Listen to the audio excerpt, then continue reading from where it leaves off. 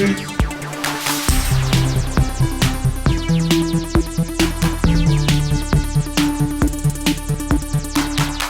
everyone, it's GameFace episode 125. We're a quarter of a way to 200. Yeah.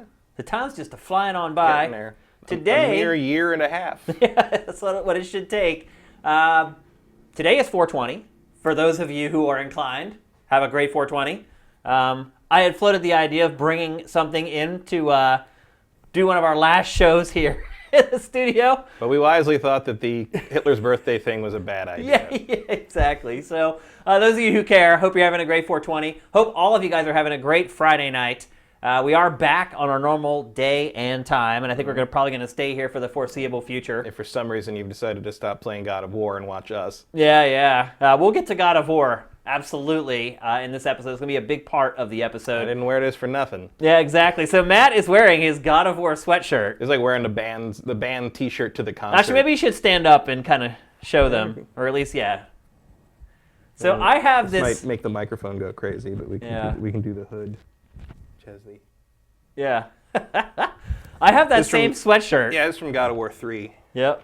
And I was wearing it the other day. I totally didn't realize I'm wearing this sweater. I go to wash my hands in the bathroom. I look in the mirror, and I'm like, I am playing God of War while wearing a God of War sweatshirt. Seemed pretty weird. But yeah, we'll be talking about God of War later on in the show. We actually have a great show today. Lots of great topics. Some interesting stuff happened this week. Like we'd tell you if we didn't. Yeah. Well, we're pretty honest. Here and there. But we do have a great show today. I think we have like 9 topics, as most we've had for quite a while. We'll probably spend a little bit less time on each topic than we usually do. Some of you people may be happy about that. Famous last words. No, my famous last words is, I think this episode's only going to be about an hour and a half, and then it never is. I can make anything 3 hours. Yeah. You know that. I am going to try to keep things moving along today, because we have a lot of stuff to get to, and we are going to keep it to our usual time. And some of this stuff is probably not the deepest subjects, because Yeah. it's just sort of news item things. Yeah, so we'll be jumping a lot more quickly than we usually do in this episode. And again, hope you're having a great Friday night. Let's get on with the show. We're going to talk first about something I never thought would ever happen, Matt. It was leaked this week that Call of Duty Black Ops 4 will not have a campaign. So is that like for real? Like we know that? Or well, I'll like put it to you this way, Matt. Matt. It's just a reliable rumor? Or? So when stuff like this comes out, if it's not true, the publisher or the developer will come out and say, oh, no, that's baloney. That has not happened. Right. And it's been So the 5 rumor days. is like no campaign and Battle Royale mode Well, I think from Raven. I think Battle Royale is just everything's going to have it now. Yeah. In fact, one of the topics I had originally had on the rundown for today's show that was cut because we had enough already was that Battlefield 5 is working on a Battle Royale mode. I think we can just assume that every shooter from here on out, until people get tired of it. If a game has a gun in it, there's probably going to be a Battle Royale mode. So in fact, I'm waiting for the For Honor Battle Royale update at this point. which I would try. I would too, because at least it's something different, right? Yeah. So if Battlefront 2 could do it with the Starfighter thing, I would be interested. Yeah, that'd be some nice chaos. That's absolutely. So I don't think really the big story is that it's getting Battle Royale. Now, if they're saying, if ultimately it comes out that they swapped out the campaign for a Battle Royale mode, I feel like that would be. I think that's complete different teams, and also like the timing's wrong. Yeah, that would never be the reason why. You'd have to have scrapped a campaign that would have been a year and a half along to switch to Battle Royale mode. Yeah, if there's no campaign in this game, this is a decision that was made a while ago. Yeah. They're not going to work on a campaign for 2.5 years, 3 years, and then I feel like you can probably target the games as a service idea more than, because the multiplayer is kind of seen where the money is at this point. The main problem I have with that, I mean, other than the fact that I prefer campaigns over multiplayer, is not that I was particularly interested in Black Ops 4. Well, we haven't seen it yet. Right. Also, I don't like the Black Ops games very much, but like this to me is like, okay, Black Ops is the top selling Call of Duty sub brand, right? Yeah. So you just slap Black Ops on this thing and hope it sells like the other ones did. And it's like, I think a larger chunk of the audience for Call of Duty likes the campaign than maybe they're giving them credit for. I think Activision gets a lot of sales from the campaign. Those players typically, I don't think, stick around very long, so they're not ultimately a part of the new business Call of model. Duty, right? The Call of Duty ecosystem, the game as a service model that has become so prevalent. But I do The think thing you have to show your shareholders to make them happy now. absolutely, yeah. But I think this is a huge mistake. You say you don't like Black Ops. Black Ops I love. It is my favorite Call of Duty franchise. Everyone that's come out has been my favorite Call of Duty, save for maybe the first, Call of Duty 4 Modern Warfare, which just completely flipped the script and like blew my mind the first time I saw it. But since that first release, typically the Black Ops games have been my favorites. Not just the campaigns, but also the multiplayer and the way that Treyarch handles the multiplayer. So I wouldn't say that I'm personally all that disappointed that the campaign is being removed, because honestly, the last couple Call of Duties, even Black Ops 3, I really had to fight to get through the campaign. Like, my honeymoon with Call of Duty has been over for quite a while. Now, Infinite Warfare's campaign was pretty great. Yeah. And it's a shame if this is a precedent that we're going to see going forward forever, that we won't be able to get campaigns like Infinite Warfare again going forward. Well, it's like, I guess one way to put it would be like if Activision has decided that is not worthwhile use of the amount of money, that, because those campaigns must cost a lot of money. Look, it has all the data. Yeah. More than anyone. I mean, they have those. They know. They know exactly how many people finish the campaign, how much people play of it, what percentage of their players play. play. Who knows how granulated they're making this decision on, where, like Infinite Warfare didn't do well. I know they probably consider that definitely a failure of some kind. Absolutely. And then I needed more space on my hard drive for God of War to install, and I deleted Call of Duty World War II, because I'm like, when am I ever going to go back to that? Yeah. Like, Well, if you're not going to play the I multiplayer. can play multiplayer. I never got more than a third through the campaign. I didn't see a reason to keep going. I ended up finishing the campaign, but I had to really, really fight to get through that campaign. In the end, I went back and I did play Infinite Warfare's campaign a second time. Yeah. Instead, on a harder it's difficulty. good. And it's really good. I love it. I love it. I love that game. One of my favorite Call of Duty campaigns. But apparently, I'm one of the few. Well, I don't know if you are the few. It's an interesting decision. Look, we know that the majority of people buy Call of Duty for multiplayer. That is how much of a majority, I don't know.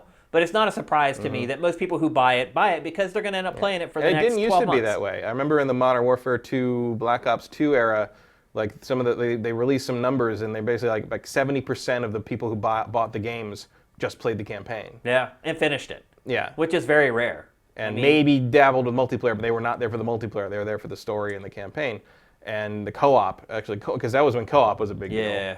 And obviously that has shifted tremendously in intervening, 8 years or so since then? Well, I mean, the data for finishing campaigns has never been great. Like, if you go back even to the original Gears of War, I remember Cliff Bleszinski saying that 30% of people who play Gears finished a campaign, and that campaign was like 7 or 8 hours long. That's actually pretty good. Like, the usual number is 20. Well, I finished Ni no Kuni 2, and at the end, you get a trophy for finishing the game, and I went and looked at the rarity of it, and it was rare at 21%. Yeah, 20% is about your expected number for how many people will finish a game. And I guess if you look at it from that angle, that's why you polish the first third more than the last two-thirds. Absolutely, yeah. Because most people are only going to see that part. Yeah. But if you look at it from that perspective, it does kind of make business sense for them to, I don't know if it makes business sense for them to cut it, but you can kind of understand it a little bit. Well, it's partly maybe an experiment just to see if it impacts anything directly. Like just to see like, what if we don't put this expensive thing that only 20% of people even finish in here, and see if it sells just fine, and that saves us a lot of money and still gets us the sales. Plus, with the games as a service model that they might be trying to shift to, that could be a much more lucrative outcome. And you just kind of got this permanent Black Ops platform to build on. Well, then the question becomes, what differentiates these things from now on? Right. Yeah. Just like you'll end up with like a Black Ops platform and a advanced future warfare platform and a World War II platform, and those are your 3 Call of Duty games. They're pillars. And then the other question is, do you need the 3 studios making games anymore? Because they have these 3 different factions of teams that are making the games to make sure that a game comes out every year, but they still have the 2 to 3 year cycle so that they're quality. With a bunch of other studios supporting them as well. It's all if you're a studio in servitude to Activision, that's basically all you do. Oh, absolutely. And do they need that anymore now? I mean, you should be able to make a new multiplayer suite in a year. You shouldn't. I mean, that's really the campaign is really where a lot of the time And the money in development comes in because you're licensing so much stuff for these campaigns. You're paying all these pop culture folks to come in and star in the campaign. You're paying people for voiceware, all this stuff that you won't need anymore if you only do multiplayer. And clearly none of that stuff really moves the needle anymore. And I wonder too if like it takes the shine off of the game. I mean, you start thinking about like the marketing, the TV commercials, the trailers. What do you show to get people excited about the game? You do a couple of CG trailers and you know, Of people shooting each other. shooting each other and doing cool takedowns and stuff like. I mean, most of this stuff can be you know, replicated in multiplayer, except for some of the big buildings exploding. Maybe you add a mode, like an assault style mode, where like you get to blow up big stuff and like you know like the rush gameplay mode in or the war mode in World War II. Yeah. Like stuff like that has kind of like where when you lose a checkpoint or defend a checkpoint, like a big set piece moment happens, and you can use like different camera angles of that to be a commercial. There's a very fine line between bravery and stupidity. And to me, Activision and Treyarch are walking on that line right now. I don't know. I mean, I'm not pleased with the decision because if they get rid of the campaign, that means I'm never buying another Call of Duty game again. Right. And see, I think a lot of people feel that way. The other part, too, is... I think they're just hoping that there's enough people that only care about the multiplayer and will then be invested in it as a platform, as a service sort of thing, that they'll make up for the people like me who aren't interested anymore. How do you sell the game for $60, Matt? I don't know. And if you can't, is this the first step towards Call of Duty becoming a free-to-play game? I can't really see Activision ever doing that. But imagine trying to sell a multiplayer suite. $30 maybe. I mean, yeah. I mean, do you think people will buy this for $60 if all it has is multiplayer? I don't know. I have no idea. You wouldn't. I wouldn't, no. But like, what if wouldn't. What if they do a Fortnite thing? What if it's like $30 for the whole thing, but the Battle Royale mode's free? But if you buy the game, you get a bunch of bonus stuff. Yeah. I mean, use the Fortnite model. We find out in less than a month. They're unveiling Black Ops 4, I believe, on like May 21st or something. Typically, right before E3. It's also kind of weird to me because like the way they had structured the logo, you know, where they used just the four tally marks. Yeah. And so, like I thought, like, oh, that's representing like the four pillars of the game, where you've got campaign, you've got multiplayer, you've got zombies, and now you've got battle royale. Yeah. And like I thought that's what they're going to do with that, but apparently not. No. Okay. So, what's your prediction, Matt, on how successful this is going to be? I mean, do you think that it will... to me, I don't see any way it generates more revenue now than Red Dead Redemption 2 before the end of the year. Well, I think that depends on Red Dead Redemption 2's online. It'll depend on the price too of Black Ops 4. If it does end up being a $40 game or a $30 game, you're losing half of your revenue off of each sale. But you spent less money to make it. Yeah. A lot less money to make it. A lot less, yeah. So I don't know. Like I mean, I don't like to give Activision credit where I don't have to, but like they are one of the most calculating publishers in the world, particularly with this franchise. Yeah. So if this is their plan, they know something. Maybe they know something we don't. But I don't think they would have come to this decision lightly. No, absolutely not. It's like when people say, "Oh, EA is just flying by the seat of its pants." Oh no, it's not. No. It is using intense data to make every little decision it makes, and Activision is the same way. None of these people fly blind before they make decisions. So in some ways, I am putting a little bit of my trust in Treyarch and Activision that it knows what it's doing. But at the same time, to me, it seems pretty insane. The other part, too, is like, what was Treyarch doing for the last 3 years if there's no campaign in the game? I don't know. What was it doing? Maybe finally we have a developer who could actually work like a 40-hour week and release a game. Maybe. They've been doing it for a while. Yeah. I mean, crunch is pretty typical at Treyarch when it's wrapping up a Black Ops game. And so maybe Activision is just an amalgamation of all this stuff, all coming to fruition in one release. The changing market, the pressures from developers to not want to have these god-awful work-life balances anymore, the financial viability of spending all this money on a campaign that a small percentage of people play and an even smaller percentage of those people ever finish. Maybe just all that data is just pointing all into the direction of this. But I was shocked to hear this news, undoubtedly shocked. Because if this continues, they'll never... That's the other thing. So Call of Duty games have had cultural touch points in them. No Russian. those are things that get people talking, and it helps Call of Duty become something more than a video game. And if you don't have those moments in your game anymore, your chances of that ever happening again are zero. None. Although, to be fair, No Russian was 9 years ago. It was, yeah. Like, Call of Duty's campaigns have not really been relevant to the overall conversation for a long time, and now you go back to some of them and they're just sort of embarrassing in places. They are, yeah, absolutely. Especially the inclusion of Kevin Spacey at one point. That didn't age too well. Or like either like like you have a guest appearance like that just kind of goes, oh, now considering what's come out since then, right? And then especially when you consider like so Kevin Spacey is the big villain in a game that's like targeted tremendously at like young and teen boys. Yeah, like, there's a whole bad series, whole horrible confluence of coincidences there. Yeah. And then like you've got something like Kit Harington in Infinite Warfare, who clearly must have cost something. Yeah. And was awful. Yeah, he was. Yeah. I mean, not that he is awful, but like that character just didn't work. It didn't fit. And every time I saw him, it was like, it's Jon Snow in a spacesuit. Like, it's like that's all I could think of. Like, it's just, it was. I mean, they did a really good job making it look like him, but all I could think is like, Jon Snow's in a spacesuit. I don't get it. I think that's something that he's going to be dealing with for the rest of his career. Yes. Unfortunately for him, but I'm assuming he made his money very well off of Game of Thrones. But just lose the facial hair, and I think it'll be okay. But then I don't think anyone will care about him. If he doesn't look like Jon Snow, does anyone care? He'll get there. We'll see.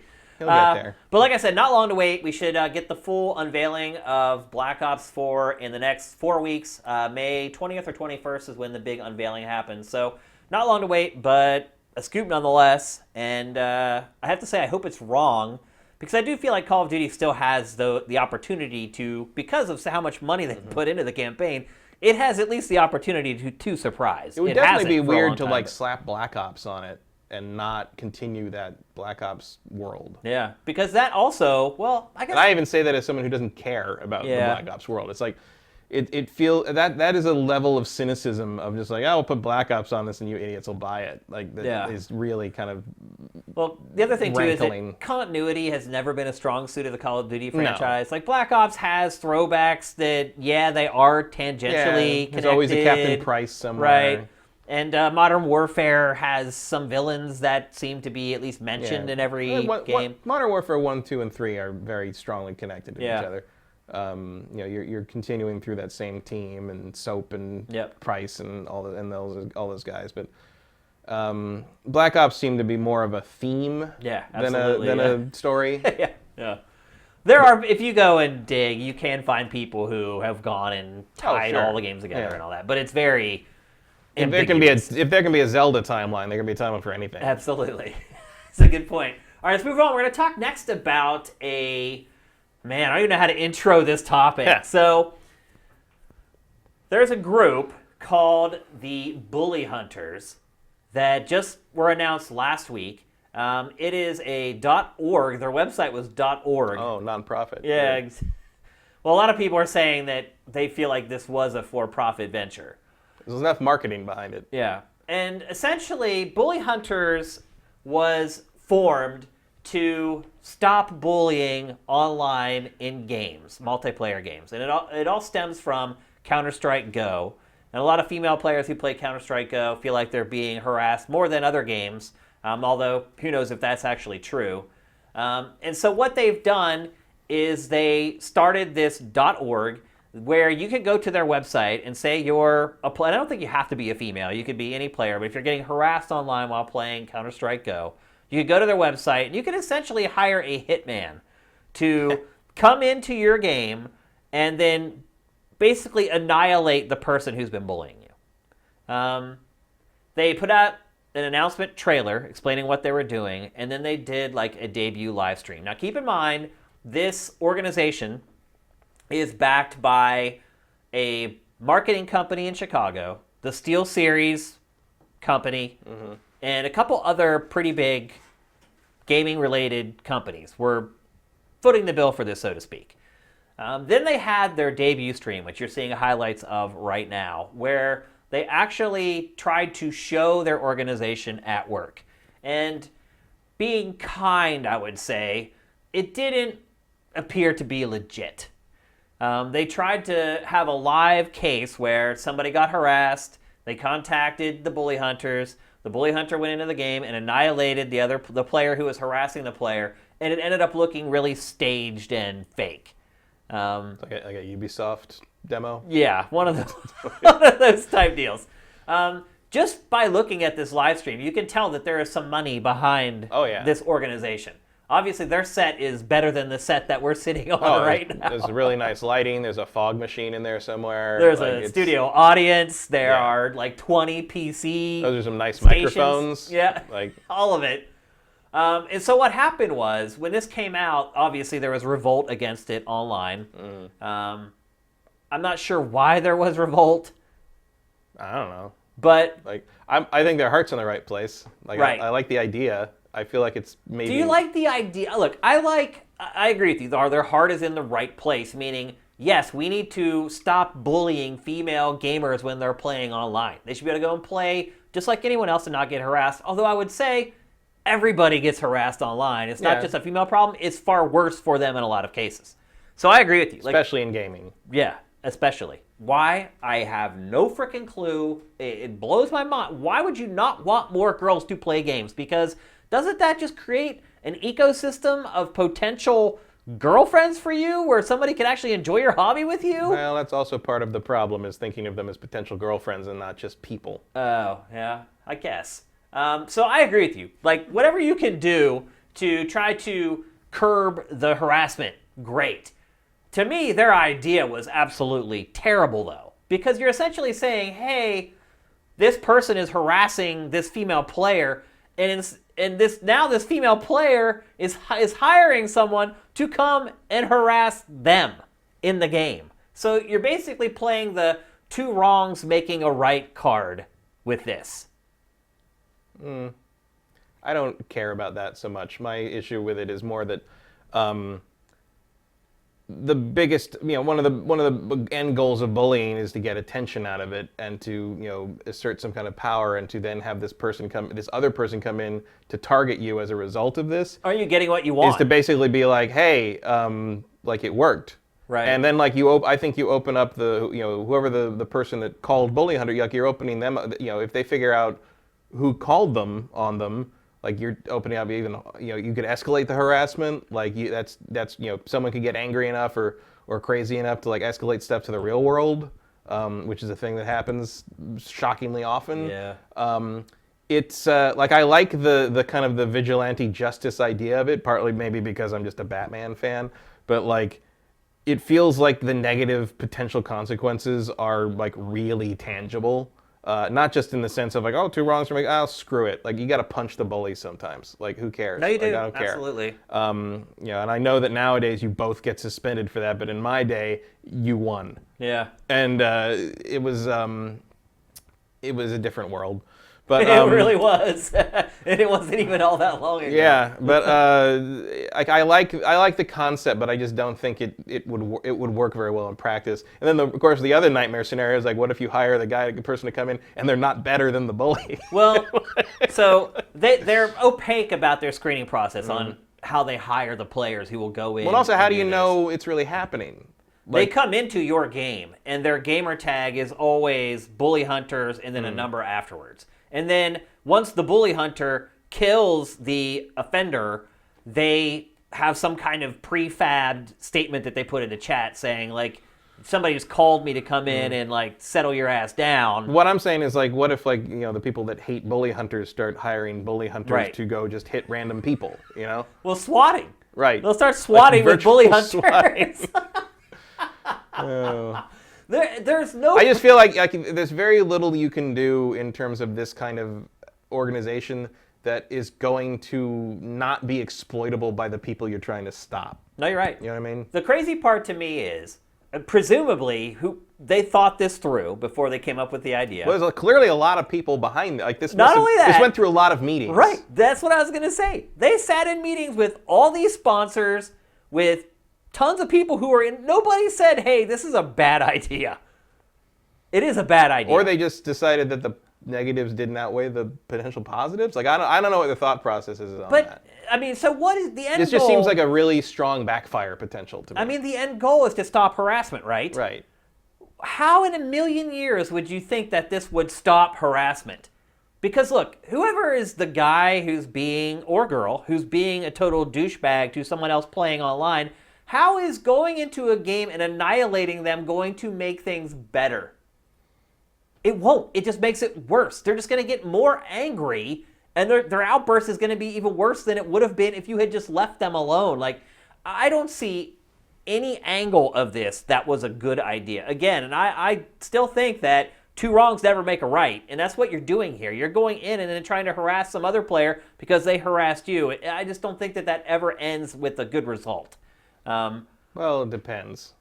Like, but the problem here, I don't think, is the two wrongs making a right thing. I think the problem here is that it's not a real world consequence. It's like the same argument. It's like, well, it doesn't. Why should the cops be able to arrest somebody because that's just being mean to them too. It's like, well, you got to enforce order somehow, but like, there's no real world consequence to being annihilated in a video game by a guy who got hired to shoot at you in the video game. Like, it's just going to make the person on the other end of the computer angrier and angrier. I agree with that. Whereas, like, the reason that people back down from a situation like that in real life is because they don't want to get hurt. Right. Yeah. Like think about like the Guardian Angels gang in New York back in the 70s and 80s. If anyone's old enough to remember that, yeah. I'm sure you remember that because you were East Coast. Absolutely. Yeah. But like they would stand around on they were literally a vigilante gang that would stand around on subway cars in New York City, and if shit went bad, they'd get involved. Yeah. But they were a biker gang too. Like they were basically a private security company. Yeah, is what it really comes down to. Because they would go to concerts and all this other stuff. Without all the permits. Right, yeah. Without the legality, the illegal part of it. Yeah. Worked great at Altamont. Yeah.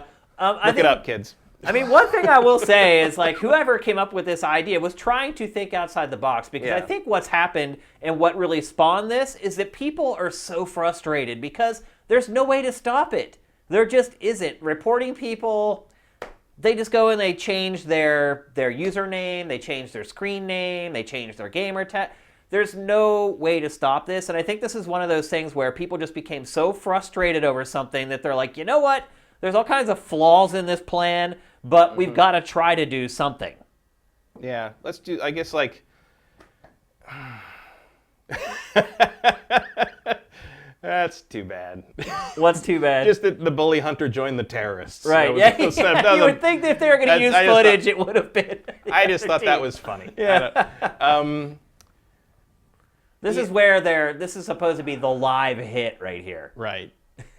And I guess a lot of people who watch this felt that there's something about it that makes it come off as fake. Well, now it's frozen, so I don't know what is happening here. Well, I guess they're freezing it to show B-roll. Yeah, okay. So what you do is you go to their site, you quote unquote hire. You don't have to pay anyone, by the way. It's not like I just said hire as a phrase. You don't actually pay money for it. You go, you hire somebody, you become friends on Steam, and then you invite the bully hunter into the game that you're in.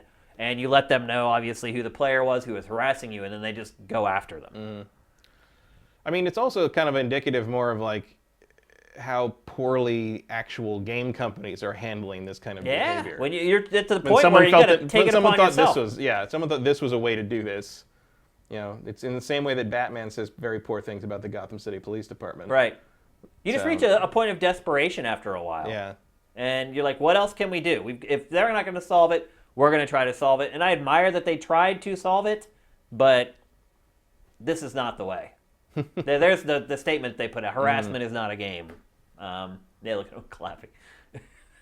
I mean, that looked a little fake to me. You had the one guy who's just standing there not moving, and they come up and knife him from behind. Right. Like, it looked like a demo's a demo. Yeah. And still rings a little truer than some of that TeamSpeak chat in Ubisoft games at E3. That's true.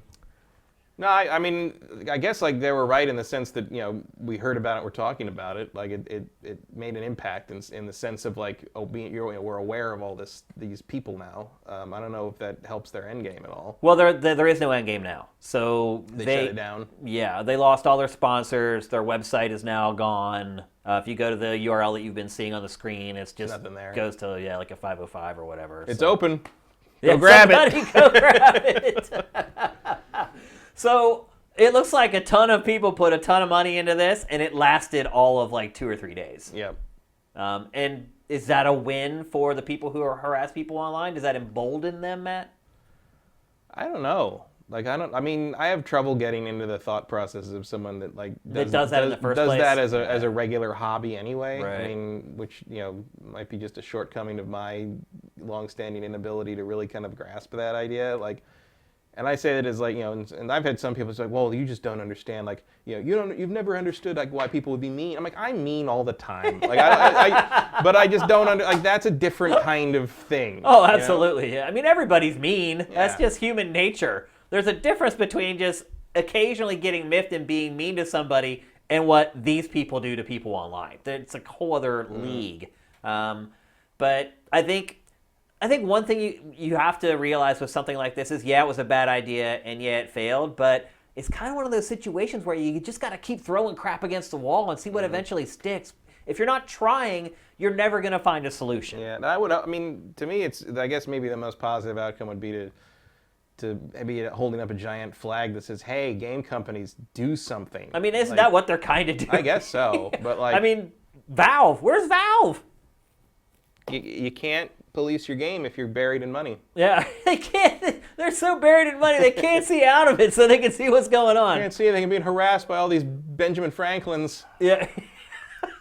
They just won't let me back to my computer. I'm going to swim through them like Scrooge McDuck. I just think this is going to be a problem that's going to continue to be a problem. Oh yeah, forever until there's and women will continue to just like not announce they're women or pretend to be boys or not use voice chat or and they will play games or not play games. They will have a subpar experience compared to the rest of us because a subset of people cannot be human beings about it. And I mean, that lack of revenue hurts everybody. That's less money going into the industry. That's less money to invest in new game development.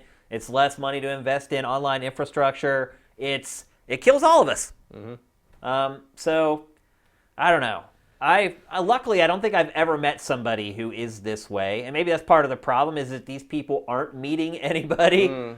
I just can't understand why people would do this. But, and to your point earlier about they're kind of getting what they want now. They're getting attention. Mm-hmm. And that's ultimately probably what they're looking for in the first place. So, I don't know what the solution is. Very frustrating, though. I mean, I'm not even a female, but just knowing that they have to go through this crap is insane. Like, imagine just going on and playing a game online and somebody just yelling at you because of your gender. Like, imagine if it was flipped and, like, we go and play, like, you dumb dude. Like, if they were just, like, going off on us because we're guys. Like, it's just, we can't fathom it because we've always been, like, the privileged sex. Because we're very different. That'd be a very different society. It absolutely would, for sure. So, I don't know. I guess I give the thumbs up to Bully Hunters for what they were trying to do. Mm-hmm. Unfortunately, I think their plan and their execution was flawed from the beginning. And then ultimately, their execution doomed them in the end. So, I hope this doesn't discourage somebody else who's out there working on an idea to try to curb this stuff from doing it. I wouldn't. I mean, unless they had the same idea. I don't think that would... I think the chances of that are pretty slim. So, and some people have said it was like a money grab, that somehow they were going to generate revenue from this. Yeah, I'm not sure where that would come from. Or, I mean, I guess I could see it as some kind of publicity stunt, but I don't see what the end game was. I don't... I don't know what if it was there, it was so opaque that I didn't get it. Yeah, it definitely went over my head if it was ever there in the first place. So I don't know why. I don't know why these sponsors got involved and didn't vet the whole process or think the whole process through, because I mean, I think that all the time about anything that where people say weird stuff on social media. You're like, do you see what happened to the last 4 people that said the N-word on a stream? Like what? Why would you say it? Yeah. Why would you? I mean, even if that is something you say all the time in real life, and you're a horrible person for that, but like. You should at least be smart enough to know. You got to know not to just like blurt out ethnic slurs, in public, in a recordable medium and on Twitter. It's like, are you not paying attention? Do you not see what happens? Do you not like all that money you're making from YouTube or Twitch right now? It's amazing. Like, isn't that enough for you to like curb your behavior when you go in front of public? I don't get it either. But so I don't know. Like it's you'd think that like, it's in the same. I'm not saying that this was as bad as something like that, but it's just like that thing of like, did you maybe watch kind of social media behavior and trends over the last few months and just sort of say like, hey, if we do something weird like this, there's a good chance that people could freak out and it could backfire. Well, I think what's most surprising to me is that they put out the trailer explaining what they were, and then a couple days later they did the stream. Well, nothing changed from the trailer to the stream. What they talked about in the trailer is exactly what they did in the stream. And yet, after the stream, the sponsors dropped them, and they're like gone. Well, did they make a statement as to why that happened? No, like I searched all over. Is it possible that the harassing people like went directly after all the sponsors because they saw a bunch of women trying to take charge of something? It's possible. I don't even know. Like I don't think we have transparency on exactly why they shut everything down. No, I don't. Like I went to the website today and it was gone, and I was like, "What the heck? Like it's gone already?" And I'd seen some of the brushback after the live stream, people saying it was like it was garbage and it was a hoax or whatever, and I'd seen that. That's the thing is, like, I mean, it does look kind of staged in the presentation, absolutely. But a hoax, like, for what? Yeah, why? Like I don't understand what like like usually a hoax has an end game to kind of like some kind of financial benefit or some kind of like there's some kind of goal that the hoaxer has in mind. Even if it's just making a fool out of a bunch of people. I think they're saying the stream itself was a hoax. It wasn't really working. That it was all staged and pre-recorded and all that stuff. Well, I guess so, but it's like that happens. Like that's not really a lot more than people want to admit. It's not really what a hoax is. It's not. It's. And I still don't get why people are saying, "Oh, it was a money grab," and they're trying to generate revenue off of this. I don't know where they would get money from this. Or unless they mean that organization was a money grab from the sponsors they got, but you think that that's kind of on the sponsors. Why do you care whether the sponsors? Well, it's also a .org, which means it can't turn a profit. So. Yeah, people still get paid for working at it, though. Yeah, absolutely. So, well, I guess you could just write yourself a check for $2 million and be like, "That's my salary." In theory, I mean, there are less reputable organizations that do something like that. I don't know if that's the kind of money we're dealing with here. No, definitely not.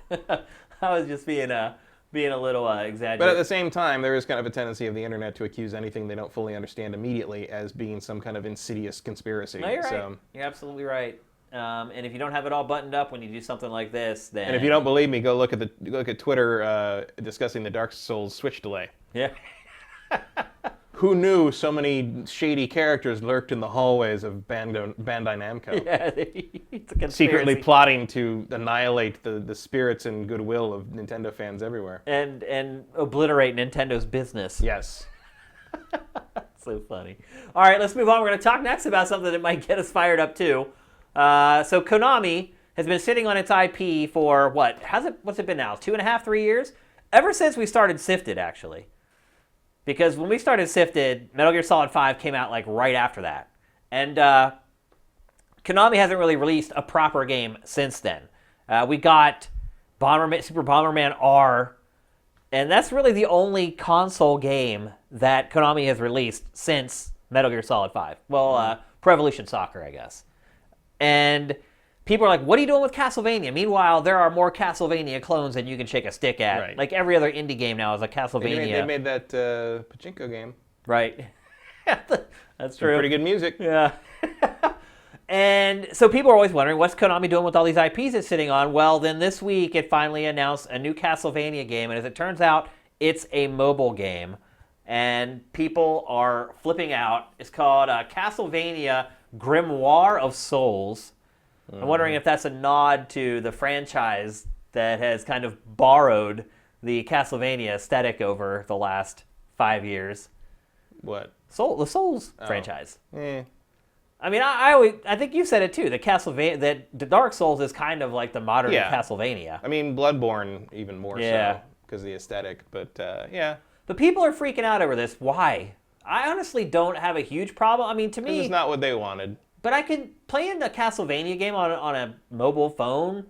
Doesn't seem all that crazy to me. It's not just that it's a mobile game, it's that it's a 4-player competitive / co-op game that nobody wants. Like, that's not what Castlevania is to anybody. It's like an all-star, all the stars from past Castlevania games are in this game. I mean, they pretty much did that before with whatever that was on the 360 arcade, Harmony of Dissonance. Oh, right. Or I don't remember. Harmony of Despair, maybe, or something like that.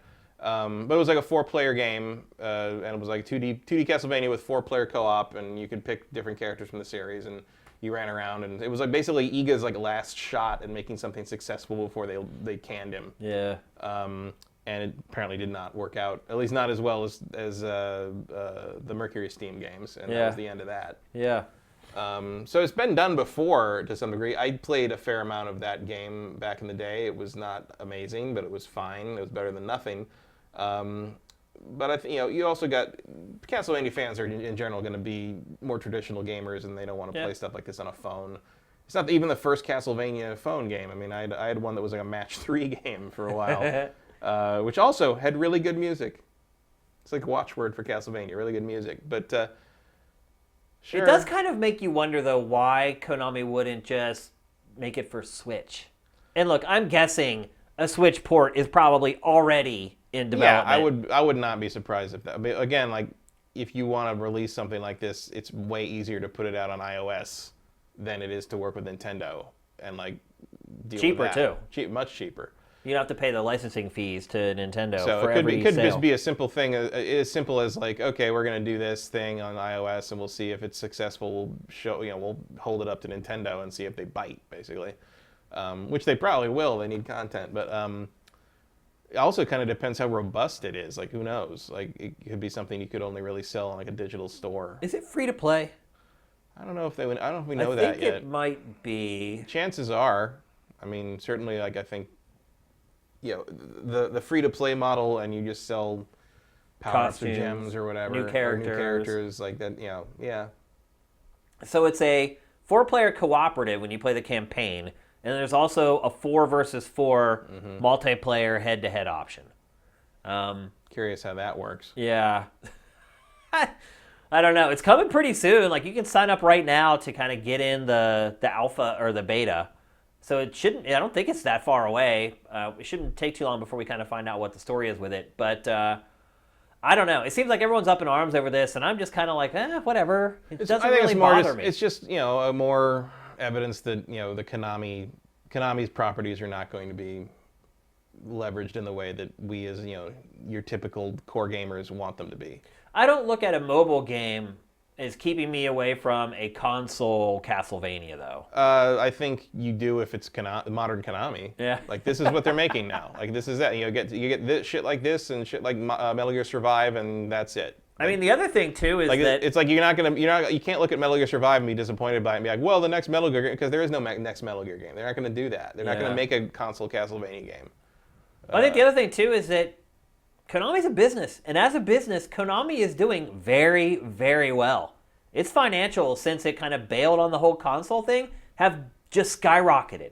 It is managing its business very well, and I know people want to believe that these publishers are their friends, but they're fans of Nintendo or whatever, that they romanticize these companies and think that they actually care about them. But ultimately, they'll care about them if caring about them will generate revenue. And if it doesn't, they're not going to do it. It's all about, I mean, at the end of the day... And at the same time, like, then maybe their revenue would have been better if they were making better games. And they just sort of walked away from that. And that's how it is now.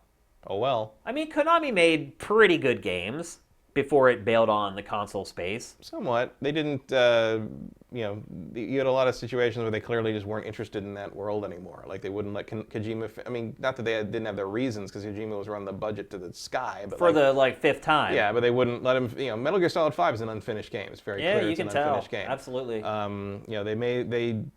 They had all the problems with Lords of Shadow 2, and nobody really seems to be clear on whether that was Konami or whether it was Mercury Steam, the leader of Mercury Steam, who seemed to be a little unhinged in places, or a combination of both, or maybe Konami's behavior was making him having to cut corners and be weird about that. I mean, look, there was a stealth sequence in that where you had to stealth around as a mouse in fog. It was very weird. Not what I was expecting as a sequel to that. Yeah, there were some questionable decisions made with that game for sure. I think I'm sure there's people that just wish they would like license out Castlevania to a company that does want to make a robust full game. I mean, which it could totally do that. Not to continue jumping the gun, but it's like imagine taking the template of the new God of War game and making a Castlevania game that's like that. Yeah. Damn. Yeah. But there's only so many developers in the world that can do that. True, but see if they're interested. Yeah. Shop your stuff Konami around, may have. You don't know. Yeah. It could have shopped all this stuff around, and people are just like, nah. Because you want to create your own IP, so you make all the money off of it. Mm-hmm. You want to have control over what you do with that IP going forward. Well, and that's why you have so many kickstarted Castlevania likes, right? Happening, Bloodstain, or Metroid likes as well. Metroid, because they're just not that audience is not being served by by Nintendo and Konami. Yeah, who are the two companies that make those games, right? And so you've got and I think the independent stuff is actually filling that niche pretty well. There's been some pretty good Metroidvanias that have popped up. I mean, in a lot of cases, they're better than the last Metroid that came out. I mean, certainly you've got advocates of that Metroid remake, Metroid 2 remake, that the fan made versus the one that Nintendo ultimately made. ended up coming out officially. Yeah. Which was Mercury Steam, who made the Lords of Shadow games. Yeah, and they also made a handheld version of Castlevania before they made the big one. It was an Is it dual release? Was it? No. No, it was on DS or 3DS first, and then it came to consoles later. Yeah. I can't remember what the name of it. It began with It was another HD one. It was Mirror of Fate. Mirror or something? of Fate. That's right. Mirror of Fate. That was about Trevor and Alucard and stuff, and a lot of fans didn't like the direction they took that. Will you play this mobile Castlevania? Probably not. You won't. I absolutely will. Maybe if it's free. I don't know. I'm not a mobile game. I would pay up to $5 probably to buy it. I'll wait and see what you say. Yeah, you'll let me make the sacrifice with the $5. Yeah, I don't. I mean, also I'm a Castlevania Metroidvania fan. I'm not a big fan of the original kind of hard as nails action game version. Yeah. So this isn't that enticing to me, and also the last thing I want to do in Castlevania is play with other people. The Metroidvania genre to me is part of the appeal is sort of the solo loneliness sort of exploration thing. Yeah. And if you're just hopping around like crazy people, which is what that 360 version was, right. It was fun enough playing with my friends, but it wasn't Castlevania. Yeah. I'm gonna wait. I mean, they haven't even shown a trailer for it yet. Obviously, we haven't been showing you guys a trailer for it, so they haven't released it yet. So there's been a couple screenshots that have been put out, but they're all low res. So we weren't gonna run them.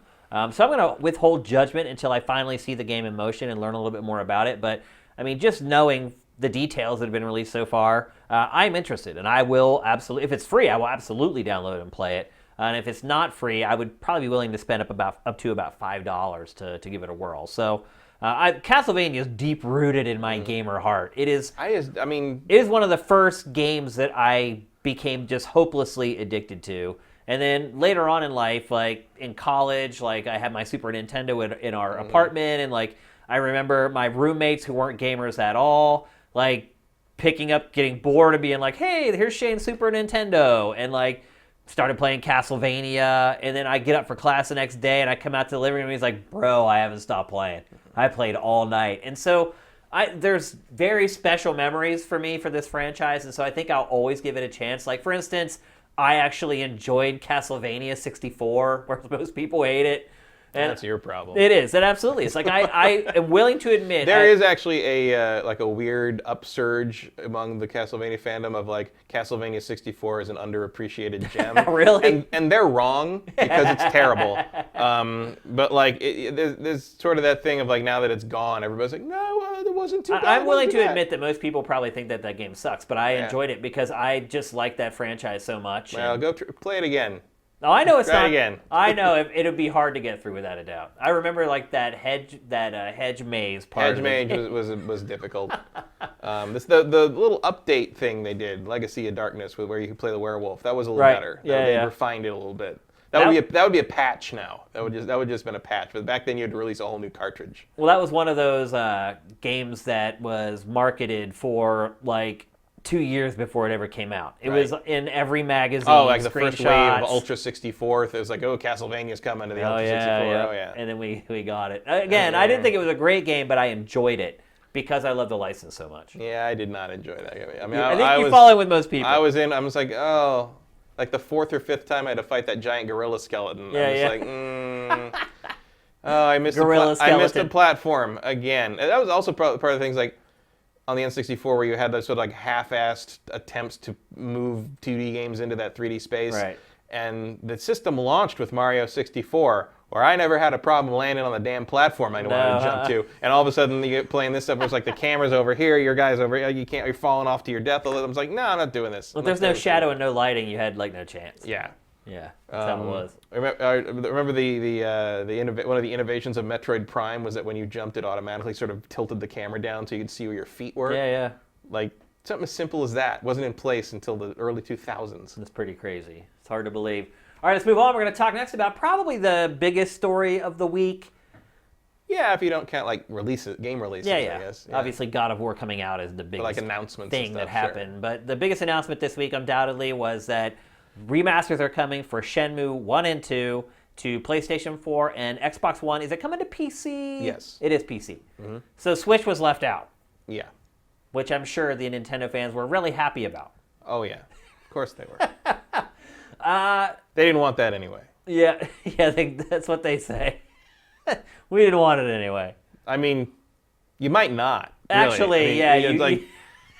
And I'm speaking as someone who not only loves Shenmue and has every version ever released for every platform, but has a signed poster of it on my wall. I don't know if you're really missing that much if you didn't play it back in the day. If you haven't played it, if you don't have any nostalgia for this series, man, this is going to be a tough haul. It's tough to get through. Yeah.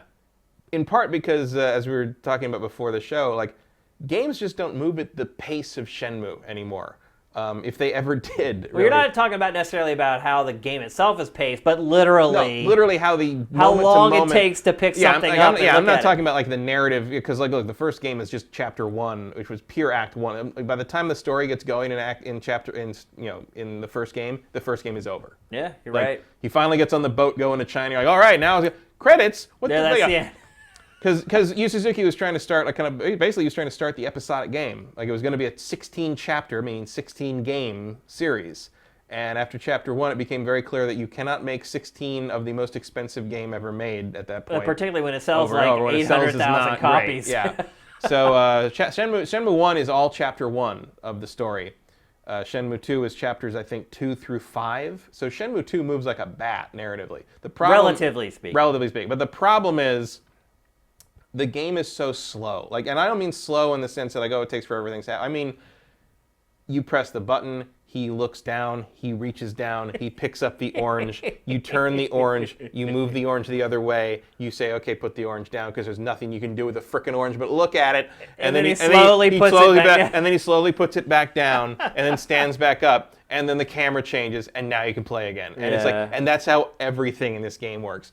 And I don't know. I don't know how modern audiences who have never played this series will react to it. And that's the most interesting thing about this remaster to me is going to be, how will someone who has never played Shenmue and only heard about it through reputation, and its reputation's really good among people who love it, how are you going to react to playing this game and being like, what?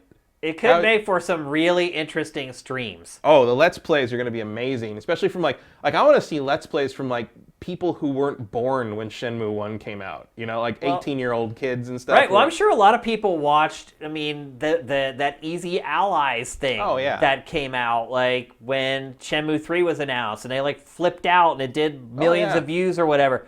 People are going to remember that when they play this. Yeah. Oh, yeah. I'd be like, wait a minute. Like, I mean, I don't react to anything like that. Right. But I was that excited for sure. I was excited for sure. And then I thought about it some more, and I was like, I don't know. Like, look, I love these games. I played them both again on my Dreamcast about 2 summers ago. I replayed them because I got the VGA HDMI converter box thing for my Dreamcast, and they look good. Like, they actually look good through that. Like, they're gonna look okay. Like when they, even if they're just, I don't know what they're running on for this remaster. I guess they're probably just like making them widescreen and running through an emulator or something. Well, I mean, the confusing part is, Sam, if you'll go back and roll that trailer again, parts of the trailer are 4:3, and then parts of it are 16:9. Some of it, I'm sure the stuff that was like, that's not real time, they probably just made it 4:3. Like this is a cutscene, a pre-recorded cutscene. So I'm sure that this is. There's nothing they can do with those, right? Right. They'd have to re-render them all in engine, and that's not happening. So this is all actual gameplay. Yeah. So that makes more sense. Also, I think Shenmue 2 did have a 16:9 option because they remade it for the Xbox, the original Xbox. Right. Visually, it doesn't look like much has been done. Not too much. I mean, it looks like they've just sort of cleaned it up because it is jaggy when you blow it up to a modern resolution. It needs some serious anti-aliasing. The textures need some help. So it looks like that's happening here. But they're not touching the gameplay. They're not touching how everything functions. It sounds like there's there going to might be an alternate control scheme, which they need. Yeah, absolutely. Because that's just not how 3D motion is done anymore. Yeah. Because that's the other thing about Shenmue is like, Shenmue came out in 1999. Yeah. And it was originally planned for the Saturn. Like, this thing was way ahead of its time. Ahead of its time to the point that we hadn't quite figured out how 3D adventure, third-person action certainly games didn't worked. know how open world games were going to work. And, in the original controls, you steered him. You literally steered him with the one analog stick, and you could push forward to make him walk. But a little bit to kind of fine tune him. But to actually move forward and walk at normal speed and run, you had to hold the right trigger. Yeah. And then kind of steer him using that. It was kind of like tank controls. It was like a slight evolution of the old Resident Evil controls. It's like the trigger was like the gas button on a car. Yeah, it was a little like steering a car. Yeah, absolutely.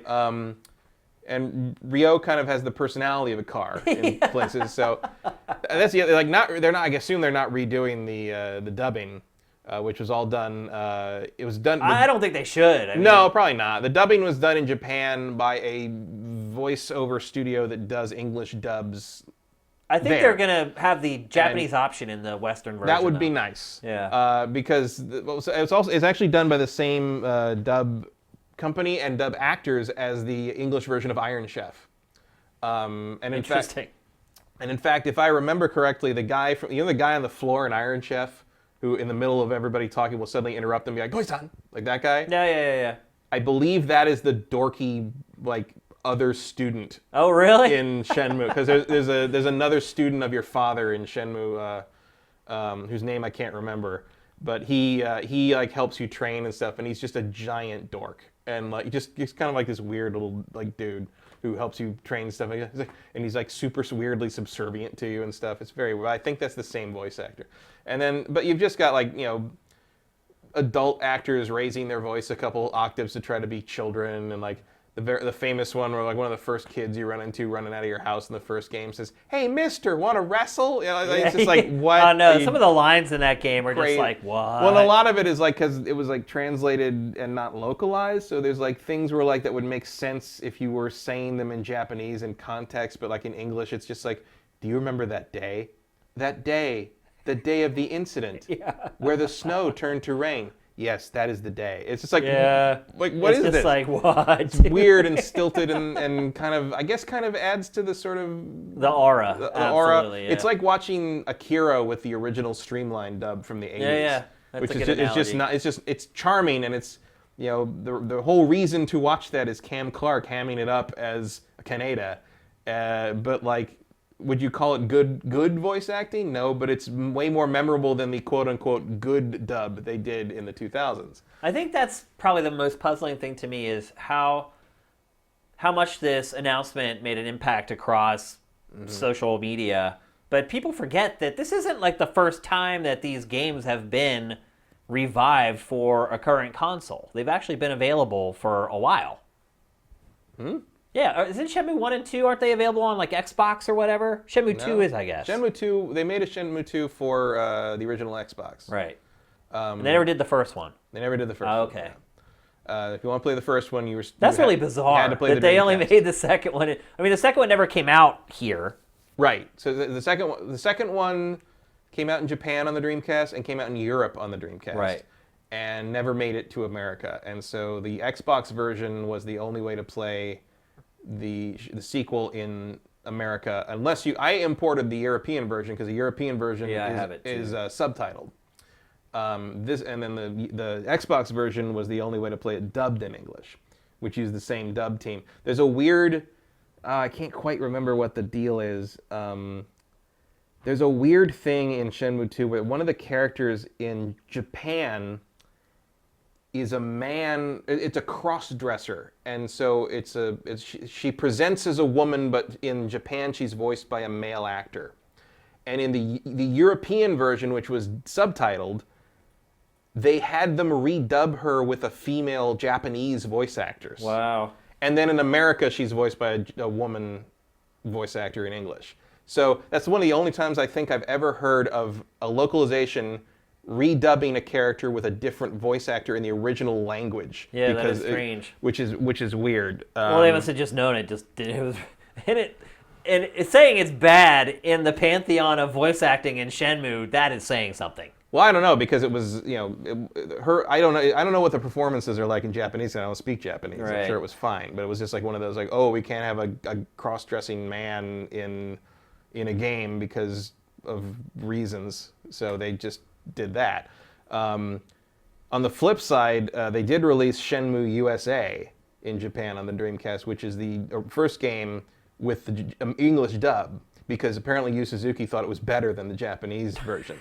And so maybe the voice acting in Japanese isn't so good. Yeah, well, it's either that or like the thing where like when you watch dubbed or the dub versus sub thing where it's like, oh, subbed is way better. Well, subbed is better because you just hear the tone of the language being spoken, you don't understand it, and then you read the subtitle and your brain makes it not stupid.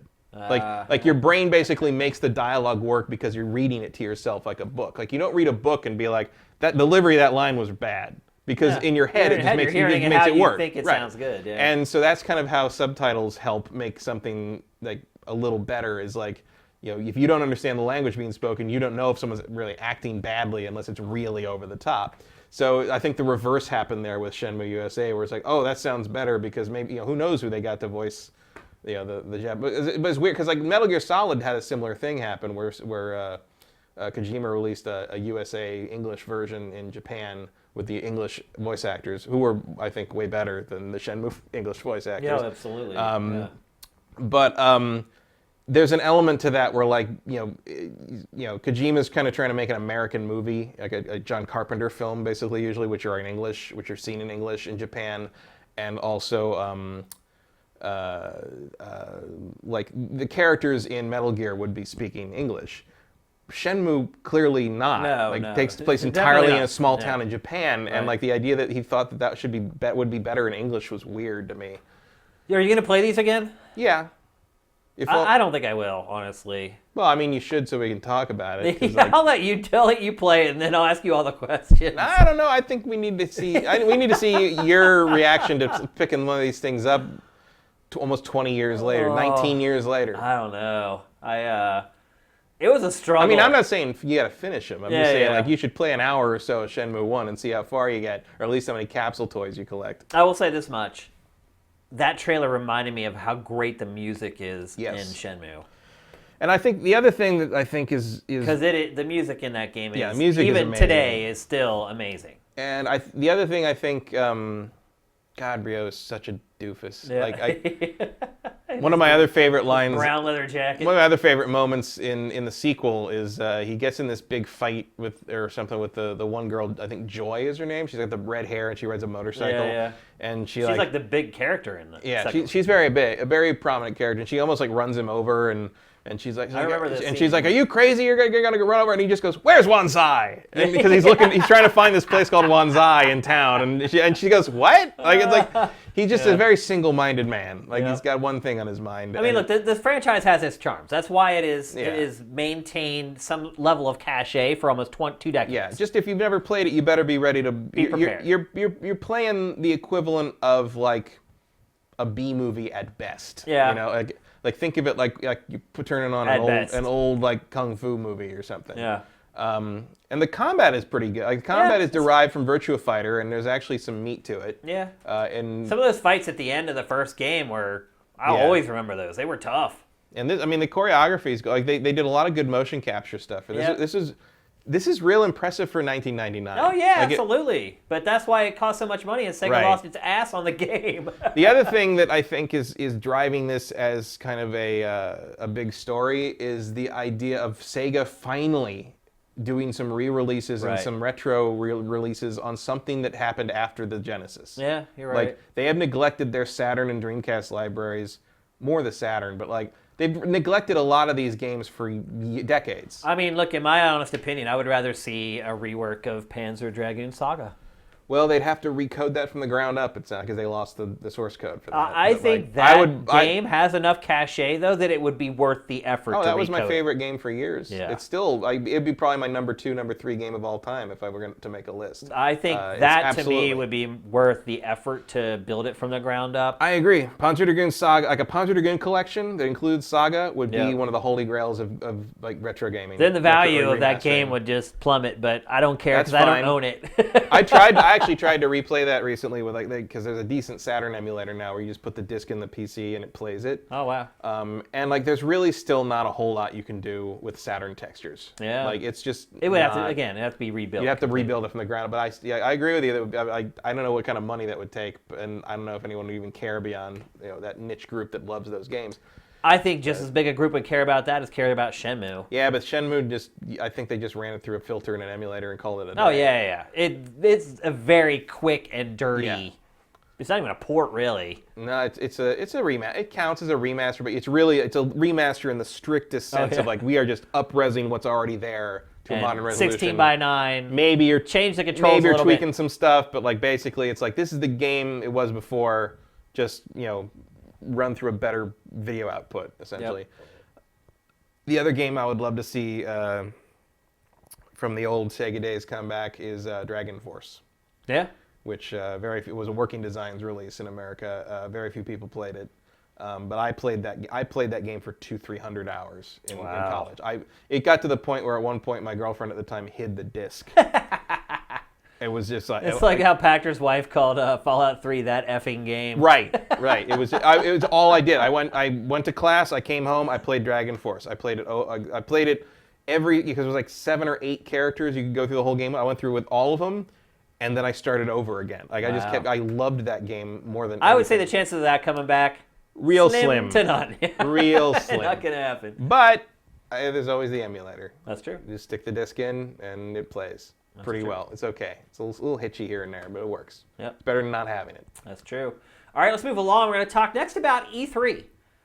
What I've noticed is it's been really slow the first quarter of the year. Lots of podcasts have been talking about E3 for weeks, months, in a lot of cases. Yeah. You can tell how desperate the first quarter is by how early the E3 hype starts. Yeah. Or the Game of the Year talk. That's Right. another thing I've seen on a lot of podcasts. Like, what are the early contenders for Game of the Year? It's like, bro, it's like March. There's one. Yeah. And it came out today. So. And so E3 is coming up. It's like less than 2 months from now. Yep. It's coming up pretty quick, and we're starting to see the industry kind of get into gear. Microsoft yesterday announced its press conference is happening Sunday. Or is it Sunday or Monday? I don't remember. I can look it up real quick. Probably Monday? Can't remember. Ubisoft is doing its press conference the same time it always has. Probably the same location it always has as well. You got something that works. Yep. So the E3 machine is starting to get revved up. In fact, I just put in my press application this week. And so I thought we might at least address E3 and start getting sort of warmed up for it ourselves. Matt, what are you looking from E3 for this year? I want to know what Bethesda's putting out this fall. They gotta have something. I have to have something. Gotta have Some kind of something. game. I'm talking more though about the show itself. Oh, I don't know.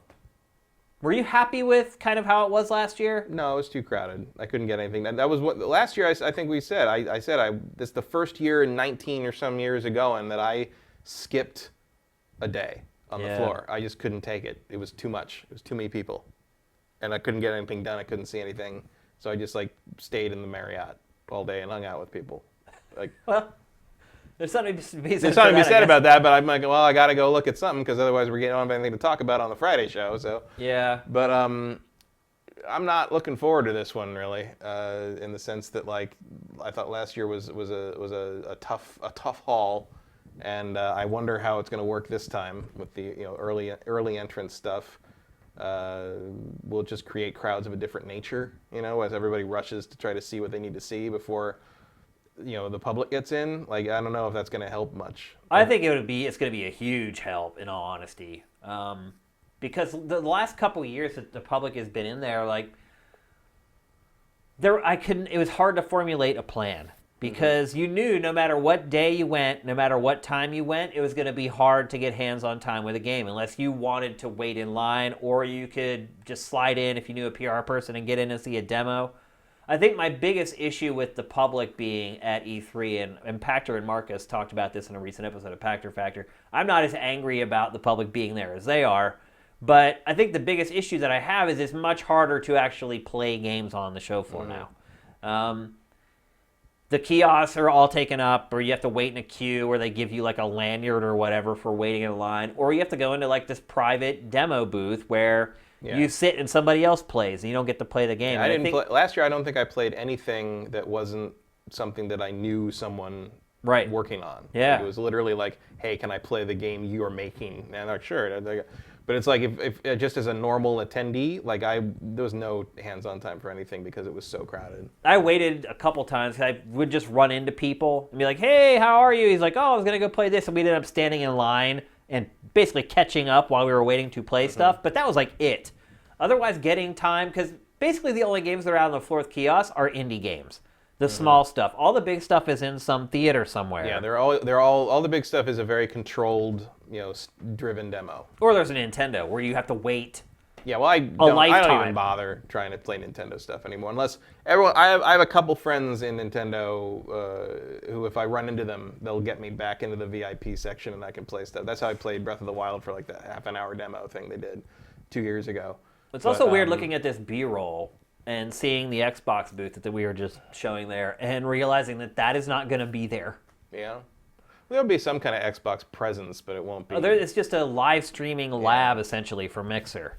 But their actual show floor presence... I bet I know everyone who's producing that. Yeah, absolutely. Like, that'll be where I go to see my friends. Pretty much, yeah, because what's their E3 show called? E3 Xbox Live something like that. Yeah, something like that. Yeah, our friends end up working on a lot of XG4 people work on that show. Yeah, like Blair Butler is there, and Blair Herter used to be there. Probably won't be anymore. Yeah, he still shows up sometimes. Probably not this now. He's at IGN now, so he probably can't. But they get a lot of hosts that we used to work with, and Morgan I think does. Morgan has. Yeah. But she won't be this year either. Chobot did a couple times. But isn't it weird, though, there won't be a big Xbox? I mean, that's the first time in 15 years there won't be an Xbox booth? Yeah. That's pretty crazy. Changes. We'll see how it goes. Well, EA's gone. I mean, that whole corner of that floor is empty now. Because it used to be Xbox, EA. And both those booths were huge. Should just, fill that whole space with extra Nintendo kiosks. Actually, you're right. Like Nintendo should just buy that space. You gotta serve the people here, and there's just the furor over getting to play Nintendo stuff at this show has always been crazy, but the last 5 years have gotten to a point where I'm expecting someone to die. Yeah. It's insane. People running at full sprint from the opening of the doors to the Nintendo booth. You're waiting for someone to trip and gouge their eye out on something. It's a disaster. And people, at one point last year, the year before, I think they were cutting off the line to play Zelda. I think 2 years ago, they're cutting the line off by 11 a.m. Yeah. And the show opens at 10. Yeah. I mean, it was if you weren't in line, there was already more people than they could get through. It was just you are not adequately showing your game at that point. You're right. I think we're going to do coverage a little bit different this year. We're probably still going to do provided we have a place to do it, because this is the next to last episode here in our studio. But provided we have a place to do it, we'll probably still do the live press conference stuff the first couple days or whatever. But then I think once the show kicks off, I think we're actually going to do show floor coverage this year. And the last couple years, we did the master stream where we'd go and grab everyone's streams using the TriCaster, and just basically people would be like, hey, I want to watch this, and we just flip around and put it. But last year, our audience had fallen. So I think we're actually going to do some show floor coverage this year and get out there. And I think a lot of it will be community-based, not necessarily talking to a lot of developers or publisher folks, but talking to the people who go to the show. Talking to the people in line at Nintendo and asking them what are they thinking. Way near the back. How much did you spend to be here this week, and is it worth it? Is it worth sitting in this line for the next 5 hours to get to play whatever Pokemon for 30 minutes and get your Pokemon hat or backpack or bag or whatever it is they're going to give you? I want to try to kind of take that community angle with the show this year. At least one of the days that I go on the show for to do coverage. And then maybe just kind of pick and choose what publishers and developers we decide to talk to. But yeah, I think I want to get out. Well, obviously, I have to get out of here because I have to get out of here in like 2 weeks. But I want to get out on the show floor and do some coverage out there this year. So we're going to do things maybe a little bit differently. Still do the press conference thing? Yeah, I mean, I think I still want to do like the hangout for the press conferences where we sit with the sifters and we watch them together and then we do some commentary afterwards. I want to do that, but generally we do that before the show even starts. And then you would go and like go to the floor and do your thing, and I would end up being here all day, basically sitting and being a human TriCaster, like going through 5 streams and someone says, hey, Capcom is showing this right now, flip over, and I would flip over to that. It's actually a great idea, but the first year it did well as far as audience. The second year it didn't do anywhere near as well. So I want to switch it up and try some new things and do some things differently. We're not going to just do the generic developer interviews that we had done at GT for 7 years and we had done at GameSpot before that and G4 before that. We still want to try to keep with our mantra of if we can't do it differently, we won't do it. But people aren't really taking the community angle at E3. It's always about like the publishers, the developers, and the games, which I totally get. But that stuff's all being done by 30 or 40 different outlets. So I want to try to find a different angle to kind of cover the show this year. And I think I'll figure out some way to do it that'll be different and it'll still kind of have that sifted spin on it. So are you excited for E3 2018? Because we're kind of in that end of generation mode where a lot of it's going to take something extreme to really impress us, like graphically with a game. I think we've been to the point where they've kind of wrung the genres dry for a while now. Battle Royale, I guess, would be the one exception to that. But we haven't really seen a new genre since like Skyrim and stuff like that really hit. I don't really care about new genres. I care about refinement. I care about. That's why I feel like this should be the midpoint of the generation. I feel like we should be. Well, like if you go by the PlayStation schedule, it is. I mean, PS3 was out there for like 8 years, and we're at year 4. Well, I think we're finally starting, between Horizon last year, God of War this year, Spider-Man coming up in September, I think you're finally starting to see the PlayStation really sing. No, you're right. You're on all cylinders. Right. And, like, I don't see any reason to cut that short right now. Like, let these things ride for a few more years. Yeah. And, like, certainly Microsoft can't have any interest in jumping the gun. They've got the most powerful system right now. Yeah. Which, to be fair, I have only played games that were at least 2 years old or 3 years old or more on it so far, but it runs that old stuff real well. I bet it does.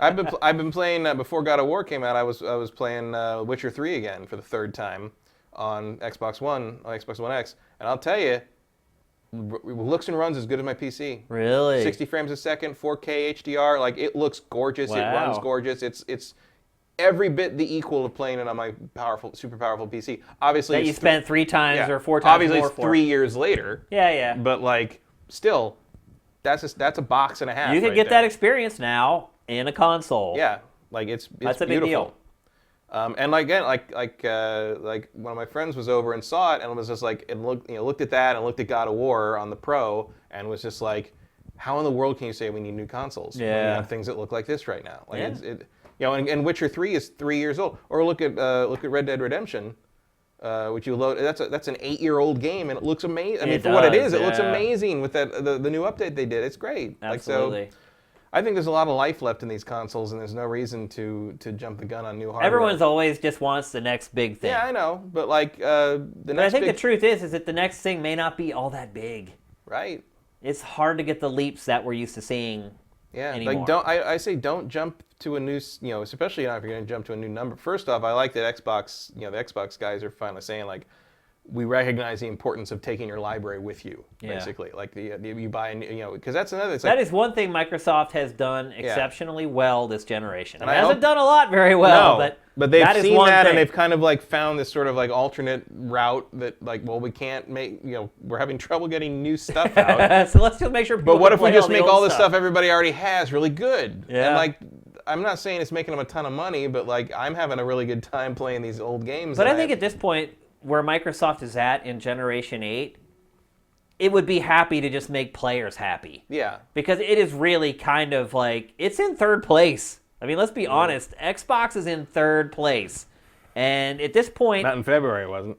Yeah, but I mean, just in general. But Switch is about to pass them, I think, if you extrapolate out the way the system's been selling. Yeah. They're about to be more Switches sold than Xbox Ones. Yeah, and I just think at this point, Microsoft needs to worry about keeping its existing customer base happy, so they will at least consider the next box. Yeah, well, from Microsoft. Well, I'll tell you, if the next Xbox, whenever that comes out or whatever it is, that comes out and everything I own on the Xbox One and everything can just be moved right up and forward. My 360 and all that stuff I already own, like disc-wise or digitally, just moves up to the next system and it looks better and plays better and runs smoother.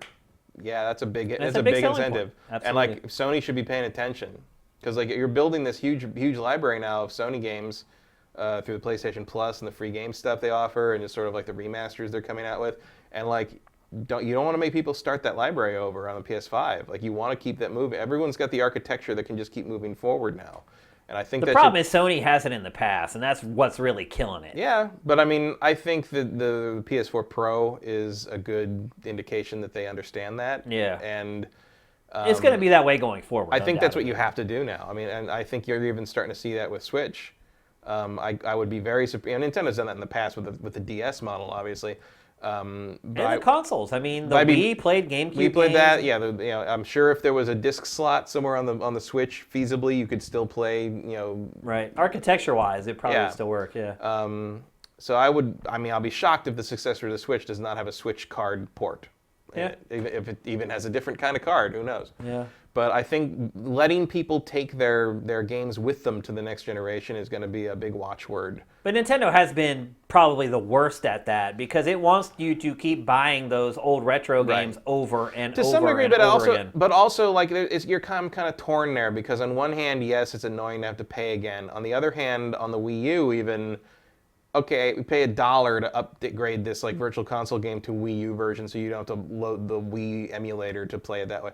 It's like that's better than not giving it to me again. Yeah. Which is what's happening now. I mean, what would be better is just giving it to you again. Well, right, but like you can't ever expect Nintendo to give you something for free. Well, apparently not. I mean, look how much they charge for the dock. Yeah, I know. It's crazy. But like, I'm very curious if any of the stuff I own virtual console-wise is ever going to matter on the Switch. I highly doubt it. Probably. We'll find out in September. If there ever will be a virtual console. That's also a good question. I mean, I'm starting to wonder at this point. The Nintendo Direct for E3 might be one of the most interesting bits because are we going to find out anything about this stuff? Or is it going to be another like little parade of indie games that we don't really care about or we've already played? And we're waiting for the online service information, and it's just going to be like, it's coming in September, and will be another Direct in August that tells you more. It's like, well... Well, the big deals are going to be Smash Brothers, Pokemon. It's going to be the games. If they mention, like, or show the online, I'd be really shocked if they show that. Well, they'd have to show the online if you show Smash Brothers. And hopefully Pokemon. And Pokemon, sure. I hope. But these seem like games that would require the online infrastructure to be in place, and you want to maybe tell us a little bit about that. Yeah, and I think that will be... That's your gateway into talking about that. Well, I think the games will come first, and then the Nintendo Online will be just a sidebar to each game. Right. They'll talk about how it works with each specific game. But some information, please. It's a year and a half after the system launches. At least we're still playing online for free, Matt. For now. For now, not for long. NFL. So yeah, I'm excited for E3. I'm like you, like I'm a software person. I'm not really a hardware guy. After playing God of War for the last few days, I don't know that we need new consoles yet. I just don't. There's still a lot of juice left in these machines, and I would rather sit in this sweet spot for software where all the developers have got their heads wrapped around the hardware and can squeeze the most out of it. The middleware is up to speed and beyond, and it's easy to make games for these. And then the creativity comes out. They're not worrying so much about the nuts and bolts of making a game. They're like, how do we make this game fun? How do we make this game unique? How do we make this game innovative? And I think this is the period you get into where you get the best software. And so I'm totally fine sitting here for the next 2 years. I got no problem with it. Or more. I mean, at least let me have another Sony Santa Monica game on this system. I highly doubt that'll happen, but I think agree. Here's the thing. I think it will. And at best or at worst, whichever way you want to phrase it, you'll be able to play it on the PlayStation 4 and the PlayStation 5. It'll just look a lot better on the 5. Probably. Like that's the future, I think, is don't force me to upgrade. Let me play it, but entice me with those better graphics and be like, oh, you could play it. It'd be a lot better if you played it on this new hardware. I honestly don't know if they would ever sell the new hardware, though, Matt. I don't know if they would sell the new hardware. I don't know if people would buy the new hardware. Of course they would. I don't know. Of course they would. I think we're seeing it, though, with the X. It's like... X is selling fine. Define fine. It's not blowing the doors off, but it's apparently selling up to their expectations. Well... It's a boutiques thing. It's like that's the thing. Is like you can't expect these like the higher price system to blow the doors off everything if this is the model you're going with. You have to temper those expectations. Like you can't expect that to be the best seller. It's never going to be because it's too expensive. But ultimately they need something to be the best seller. Well, it's all one thing. It's all the PlayStation brand. That's all it is. Yeah. You can't. You're stuck in that model of generation to generation. You have to let that go. I don't think the consumer will let it go, though. I don't think the consumer cares. The mainstream consumer that makes these things successful, not us. They don't know what generations are. They don't know what number generation they're on. All they know is the number is one higher. But you got to realize, Matt, eventually there are going to be games that are released that are not going to be able to run on the base PS4. But you don't do that immediately. You give that years. That's years later. Well, it's already been years. It's been 4 years. And if you tack on another 2, to me, the 6-year mark seems like... 6-year mark is the midpoint. Oh, jeez. That would be bad. When did they stop making PlayStation 3? It's like last year? Yeah, but they stopped making games for PlayStation 3 way before that. Only because the architecture wouldn't support it. PC gaming is scalable to the point that you look at all those things where, it doesn't look good, but look at like stuff where like people put up those videos of Far Cry with the settings like massacred into like a 386 or something. Like an Art Deco game. It's like a Rorschach painting. Right. But like the scalability of as long as you're keeping the architecture similar, the scalability makes it feasible. And like that's the all you need to worry about is does it run? And it's like, it doesn't run very well or doesn't look very good. Well, you should get that new system. Yeah. Get that new system and it'll look really good. So that's how you sell. And you can talk about like people won't buy the expensive new thing if it just does the same thing they already like. Talk to Apple's iPhone division about that. You're right. The other thing too is that the platform holders don't generally, Nintendo does, but the other two don't generally make that much money selling hardware. Mm-hmm. So they're not incentivized to release new hardware because that's not where their profit driven. Their profits come from the software. But obviously there's an argument to be made, well, if you don't have software that looks bigger and better than the stuff that came before, then no one's going to buy the software either, and you need the hardware to facilitate that, blah, I think going forward, like the subsequent releases of hardware are going to be a much more low-key thing than we're used to. Like, it's not going to be this big And I don't think we're going to get it at E3 either, by the way. I don't think we're going to see a new Xbox or a new PlayStation at E3. No. The first next big new system has to be Sony. Because Xbox already just put out their big upgrade. Yeah. And just from what I play, assuming they ever put some games on it, they don't have any reason to put out new hardware because it's a very powerful box. You can tell when you play, games that I played on PlayStation 4, even on Pro, and then I play the same game on it's like night and day. It's noticeable. It's real. Yeah. Even just the fact that like the HDR patch and everything on Witcher 3, like on PlayStation 4 Pro, it still looks good. The HDR is pretty much the same thing, but the draw distance is massacred now, and the 4K isn't quite crisp on the level that you expect it to be, and it runs at 30 frames a second. Yeah. Like it's a totally different experience. Yeah. And I don't think Sony has to make the first hardware move. And if you look at God of War and probably Spider-Man coming up, like I can't imagine Sony sitting there thinking like we need new hardware because. Yeah.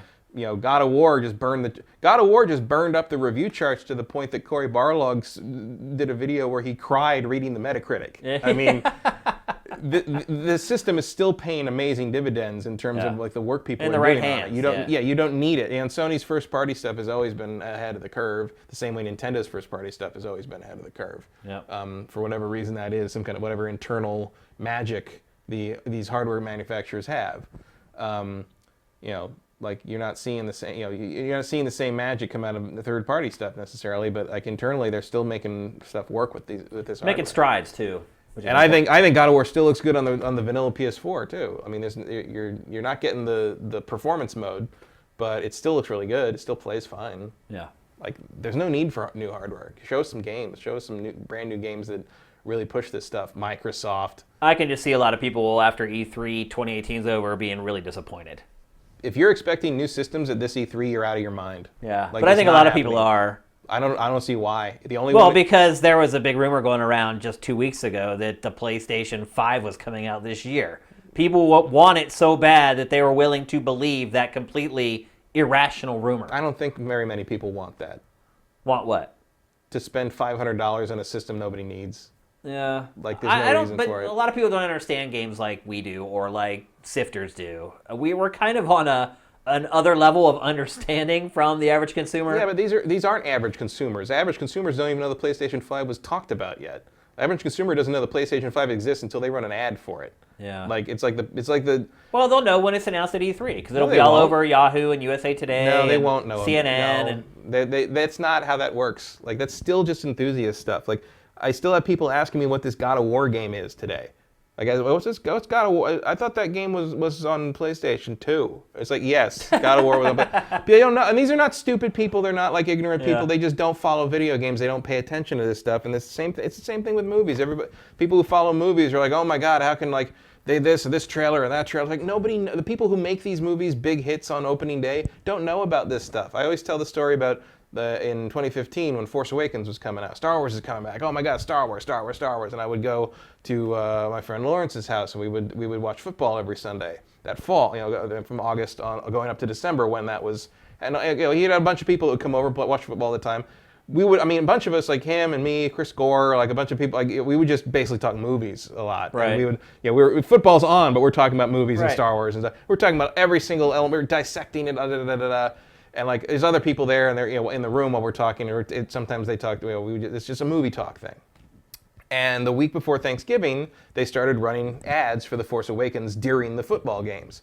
And at one point, Force Awakens ad came up, and one of the women that had been coming to almost every Sunday for 3 months says, "Oh my God, they're making a new Star Wars movie," and we're like, "What?" She must be a big time football What have we been fan. talking? No, she just wasn't listening to our asses because we're just nerding out over on the couch. Right. But we're like, we've been talking about this movie for 3 months, like while you've been here. And she's like, "Oh, I don't listen to you." I watch football. But that's how a normal person finds right. out about this stuff is they see it on a major sporting event or something like that or a talk show.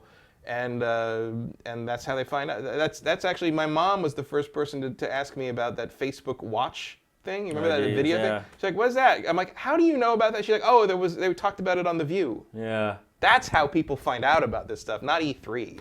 But E3 is the one opportunity for games to end up on shows like that. If something big breaks at E3, they might end up making it on the talk show circuit, or it might be on the nightly news. Not if they have nothing to bring. I mean, sometimes Reggie shows up on stuff like that for Nintendo will embrace that. Right, idea. like if Nintendo Labo had been announced at E3, it probably would have ended up on at least a few of those shows. If they were willing to bring it to one of those shows, sure. Which they would be. But what That's usually Nintendo. happens is something like that happens, and sometimes it's even the same people that ask me around the time the thing comes out that said like, "Oh, I saw that on the news," and then 6 months later they've completely forgotten about it, and they're like, "Oh, there's a thing. This thing's coming out." It's like they don't retain that information because they don't care to the degree that we care. Yeah. So like, I don't think it really buys you a whole lot of mind share beyond that initial week of E3.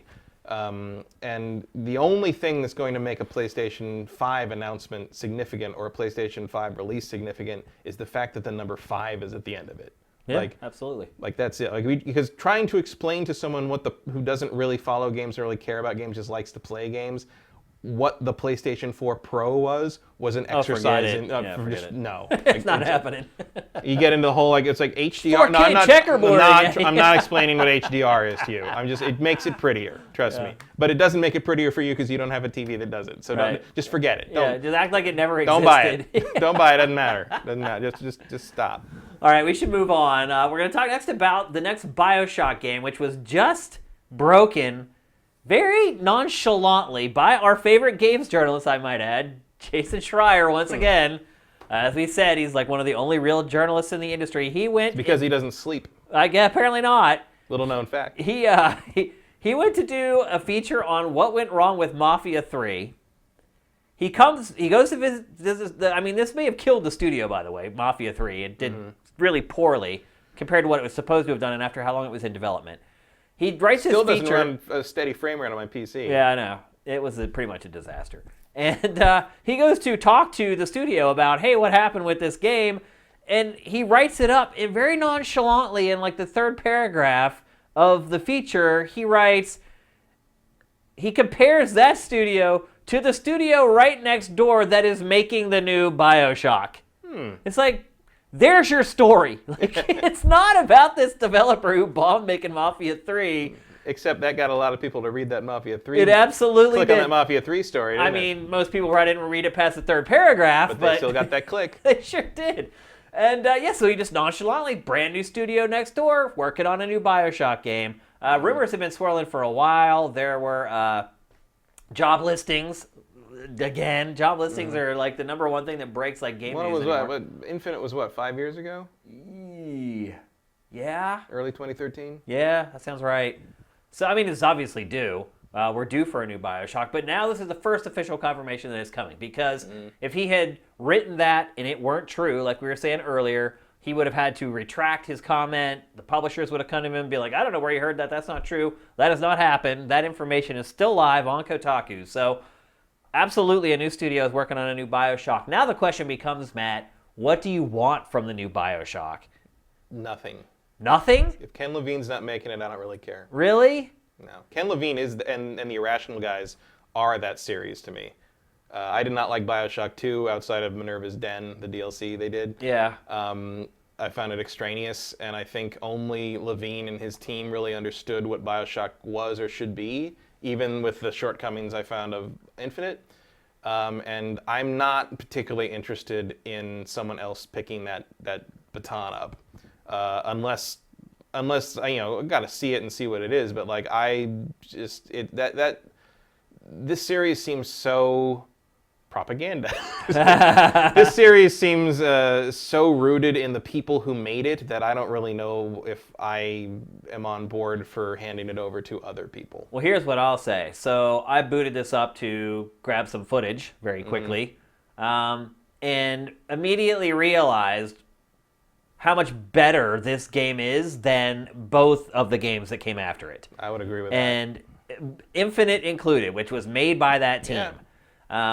Infinite, I think, had a lot of development hell issues. Like, I think a lot of Infinite ended up on the cutting room floor. I really liked Infinite, but I really liked the first third of Infinite. What they told us the game was going to be and what it ultimately ended up being were two entirely different things. I still enjoyed it. It was more of a traditional first-person shooter than the first BioShock was.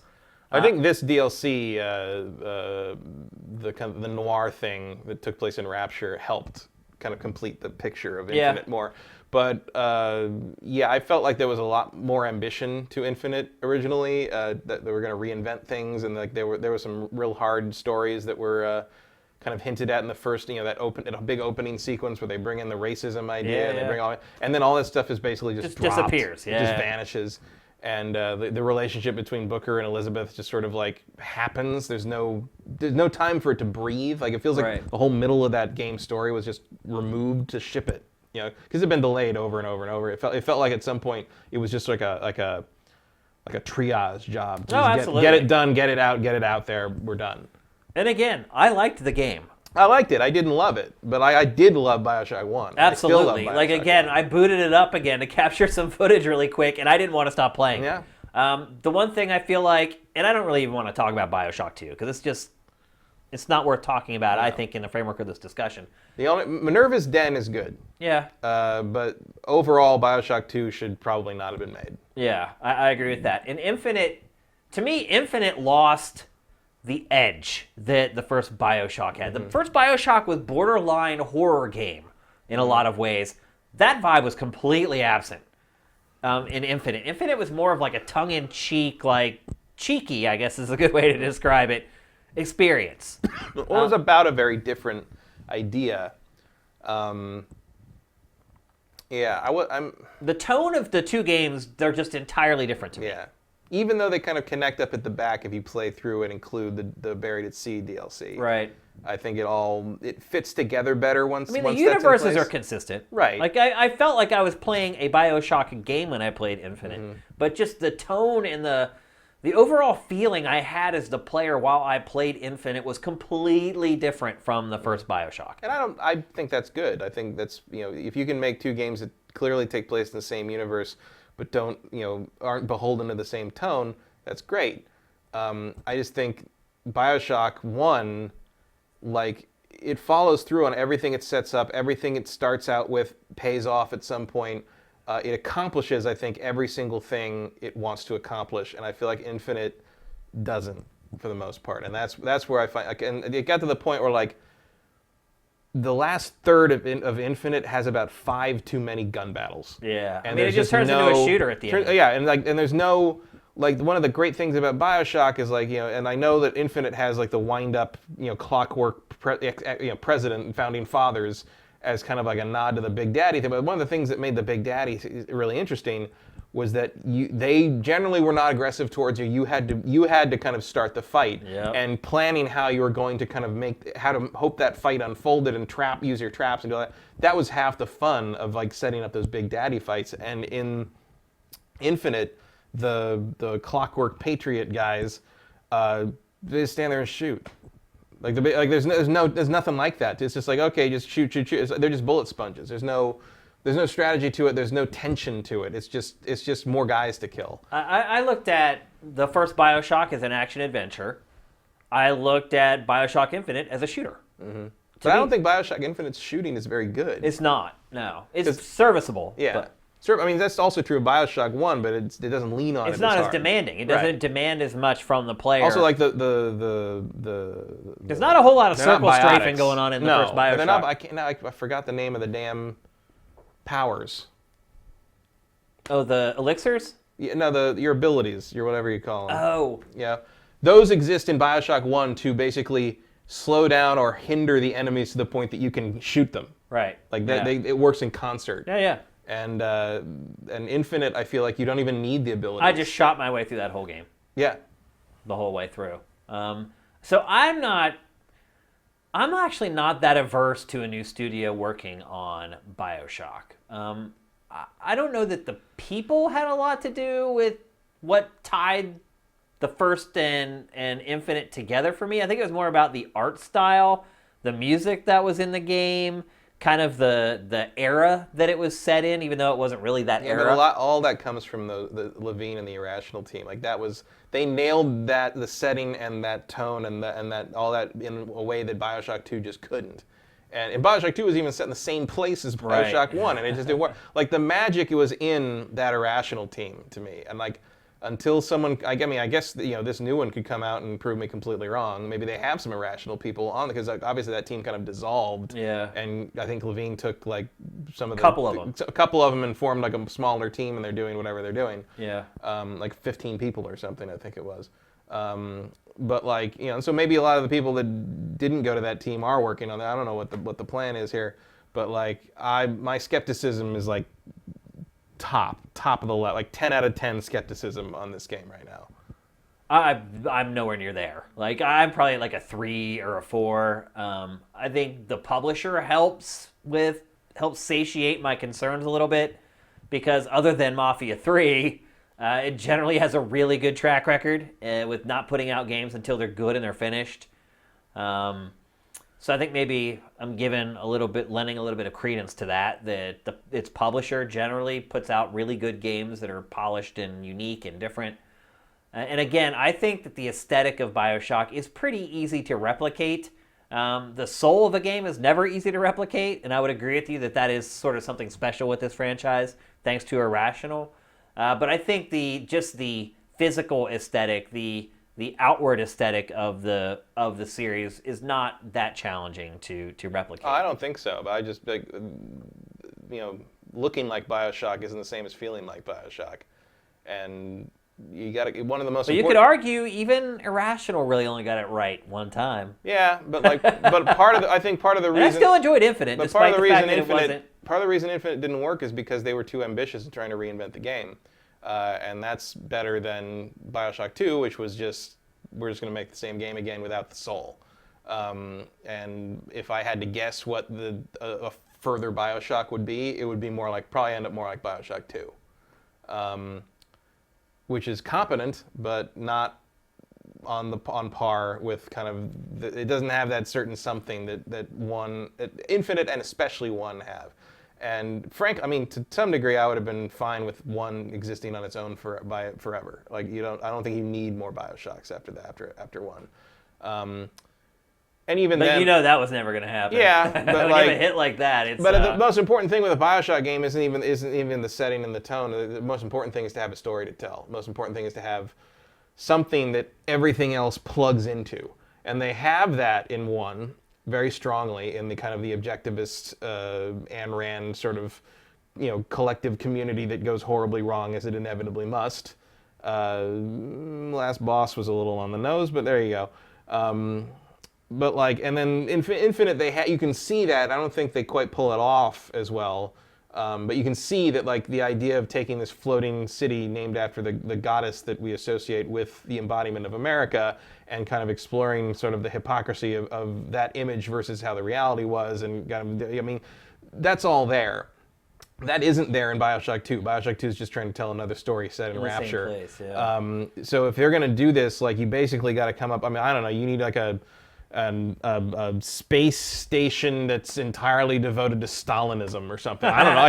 You need a weird location. But that's what BioShock is to me. Is creating this fantasy world that is really, really interesting to visit. Right, but you need a fanciful, weird location that works hand in hand with a system of government or ideology that you intend to explore or satirize or take down, or all three.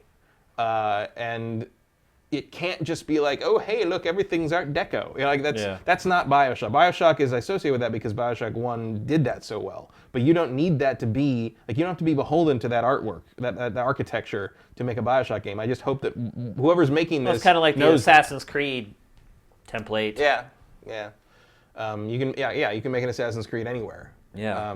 As apparently, and a BioShock you can. Apparently, as long as you put really boring modern day sequences in it. But BioShock is not about everything needs to look like Rapture. BioShock is about you need an idea and you need a setting and you need a point of view.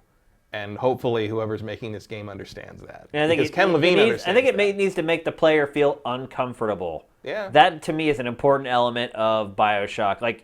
They put you in moral quandaries that make you question yourself, question the game.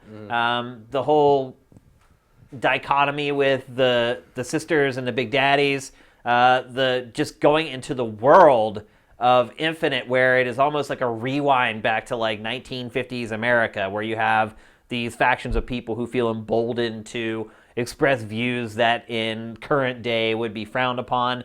And yet, right. And both games just made me feel unsettled, I guess is the best way to put it. And I love games like that. Well, at its best, BioShock is about identity.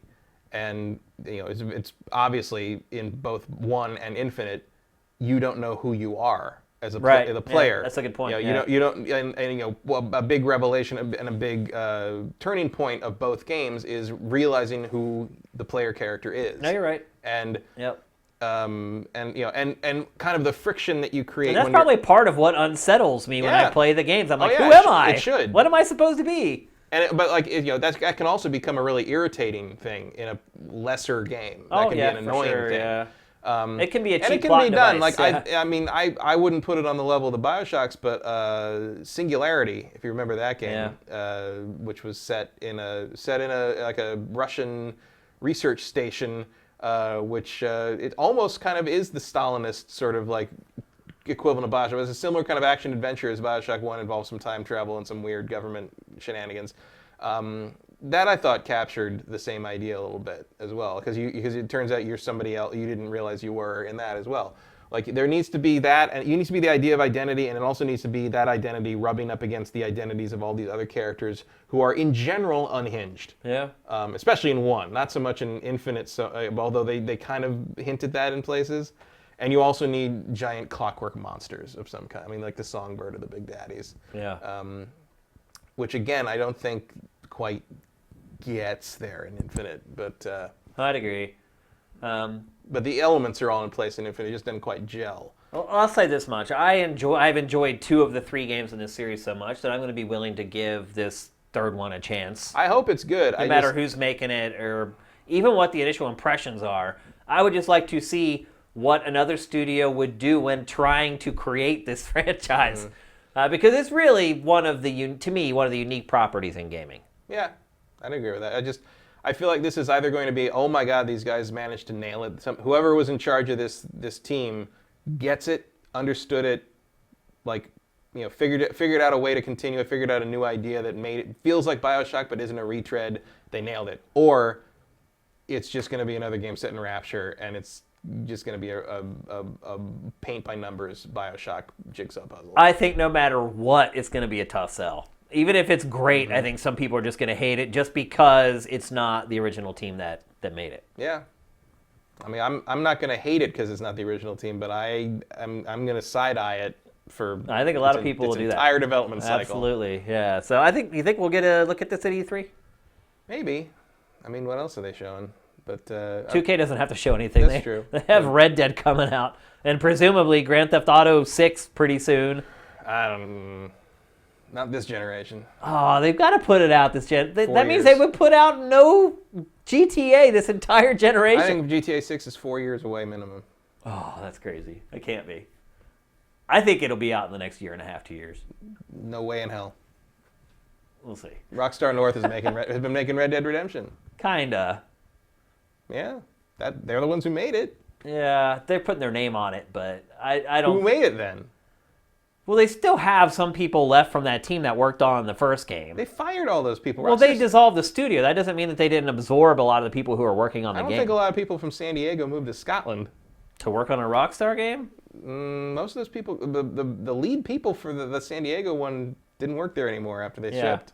Well, the lead people are going to lose their jobs because the people who work at Rockstar North, there's no way. They're going to take the helm. But if you're going to be working on two projects simultaneously, you need lead people for both of them, which means that if they didn't take those people, they're either Rockstar North has grown exponentially, which it very well could have. Could have, but I don't. There were more of those leaks recently where they're like, yeah, we got some pre-production ideas for GTA 6. Like I didn't see that. I think that game is 4 years out, 4 years out. If that's the case, screw Grand Theft Auto Online. Screw you.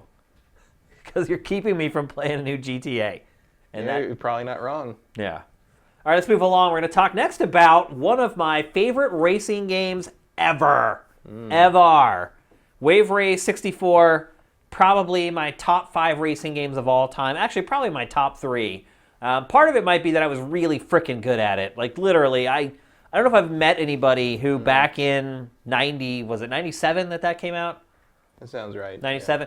Yeah. I think it was 96, wasn't it? I don't know if it made it out the first year. I thought that was launch. It came out immediately after launch in Japan, but I think there was a little bit of a delay. I can't remember.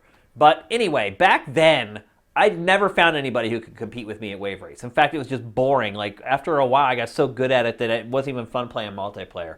So I have a big-time soft spot in my heart for Wave Race. So this week, it came out that the producer of the original Wave Race 64 essentially said, hey, a Switch Wave Race is coming. Now, what we're seeing right now, this is Wave Race Blue Storm, which was a GameCube game, which was developed by NST. It was not developed in-house by Nintendo. Now, I would say, we were talking just a minute ago about new studios taking on old IPs. I would say that NST did a pretty good job on this because the most important part of Wave Race to me was the wave physics and the way the jet skis reacted to the waves.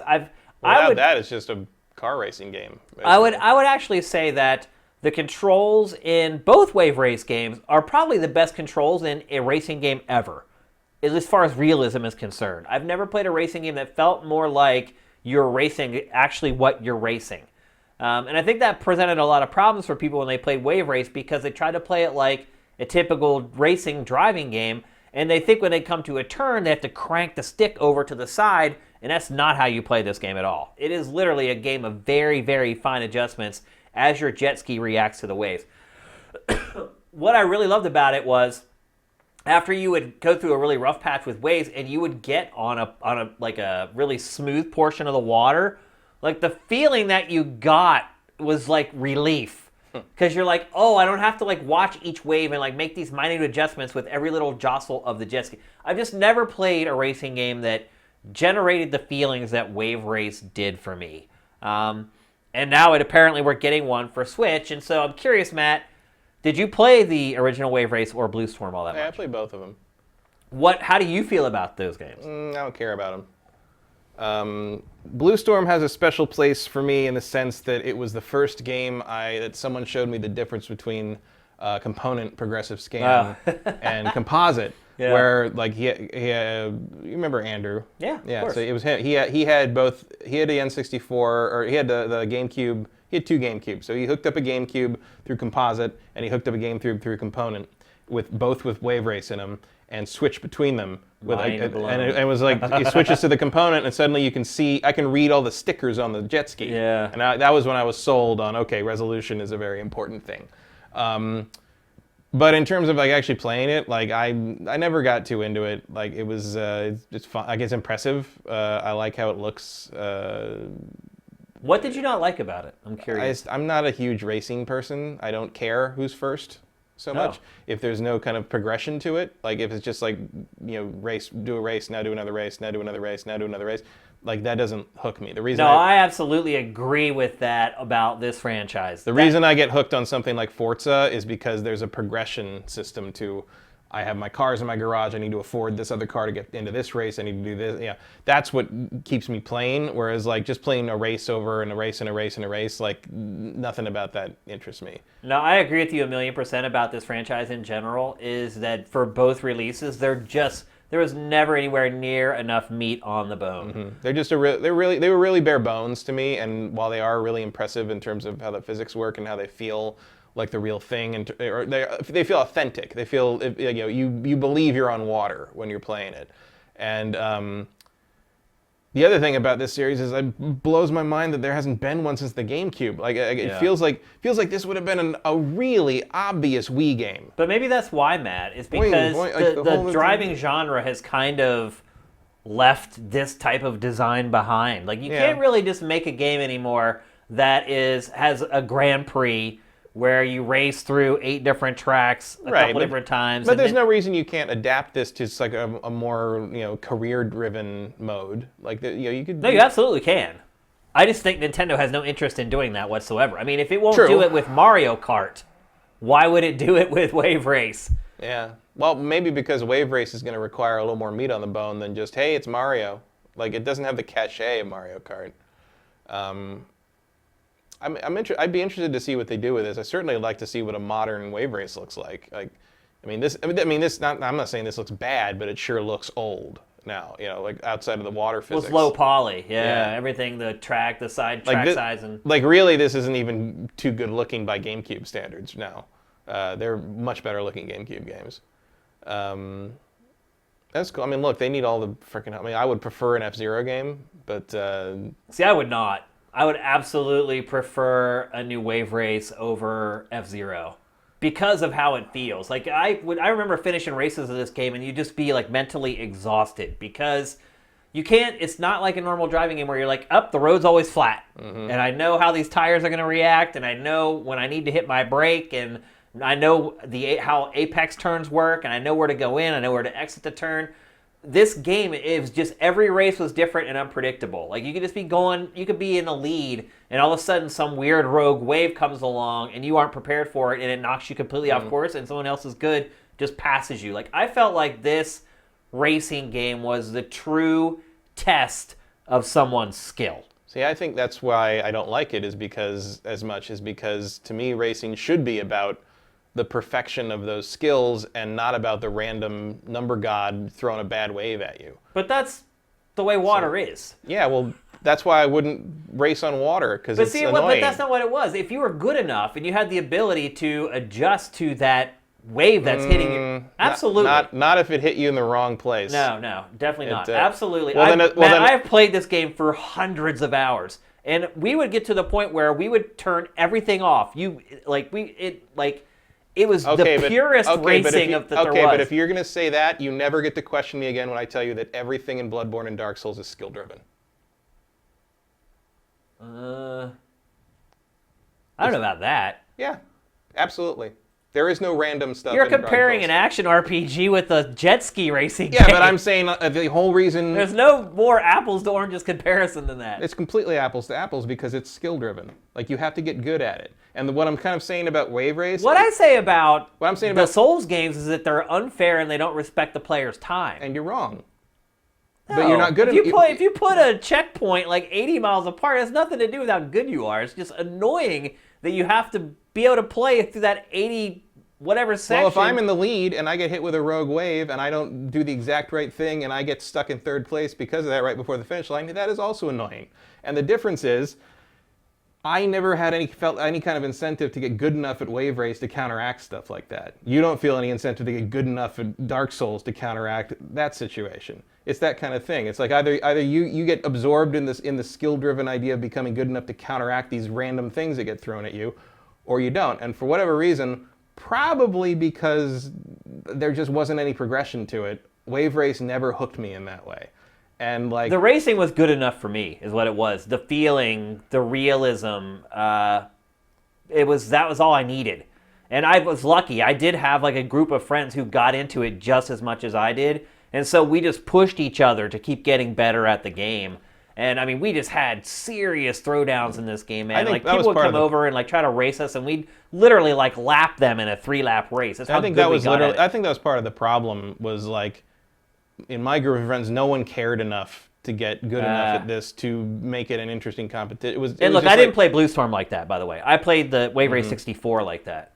I think I played more Blue Storm. I don't have a lot of memories of the N64 one. I think I played it because it was so early in the system's life there was nothing else to play. Yeah. You know what I mean? Well, that's why I bought it initially. Right. I was like, why would I ever want a jet ski racing I think game? for me, the game equivalent of that was Killer Instinct Gold. It was like, I got nothing else to play, so I'm just going to play this obsessively. I did not enjoy it hardly at all. I went back to that recently, and I'm just like, no, this isn't good. Like, it was just because I had nothing else to do.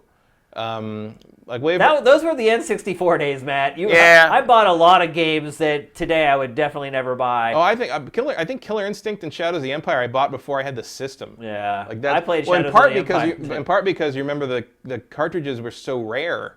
Like there were shortages. And that's right. And like I remember, I didn't expect to get the system until Christmas, but I bought Shadows of the Empire in August. Yeah. Because I was like, if I can't find this come Christmas, I enjoyed Shadows of the Empire. It's all right. Go back and play it now. It's a lot of early 3D games are like that, though. I mean, I don't know. The Hoth level still works okay, but anything else on foot is just like, oof. Yeah. Yep. The only other notable thing about that game is you got to see what the bottom of a Dianoga looked like. Right. Yeah. So yeah. Do you think people will care about this though? Because it seems like you don't care. I don't. I'm really excited about it, but you don't care about it. I'm sure as hell not spending $60 for it, unless it's like some kind of super reinvention of the franchise that has like a lot of meat on it. I wouldn't recommend people buy it at $60 if it's the same design as the first two games. I wouldn't, because racing games have come so far. Back when this came out on the GameCube, racing games were still just kind of like this. It's like, hey, we have 11 tracks. Here's a Grand Prix. We have like 10 riders or drivers or whatever, or cars. Yeah.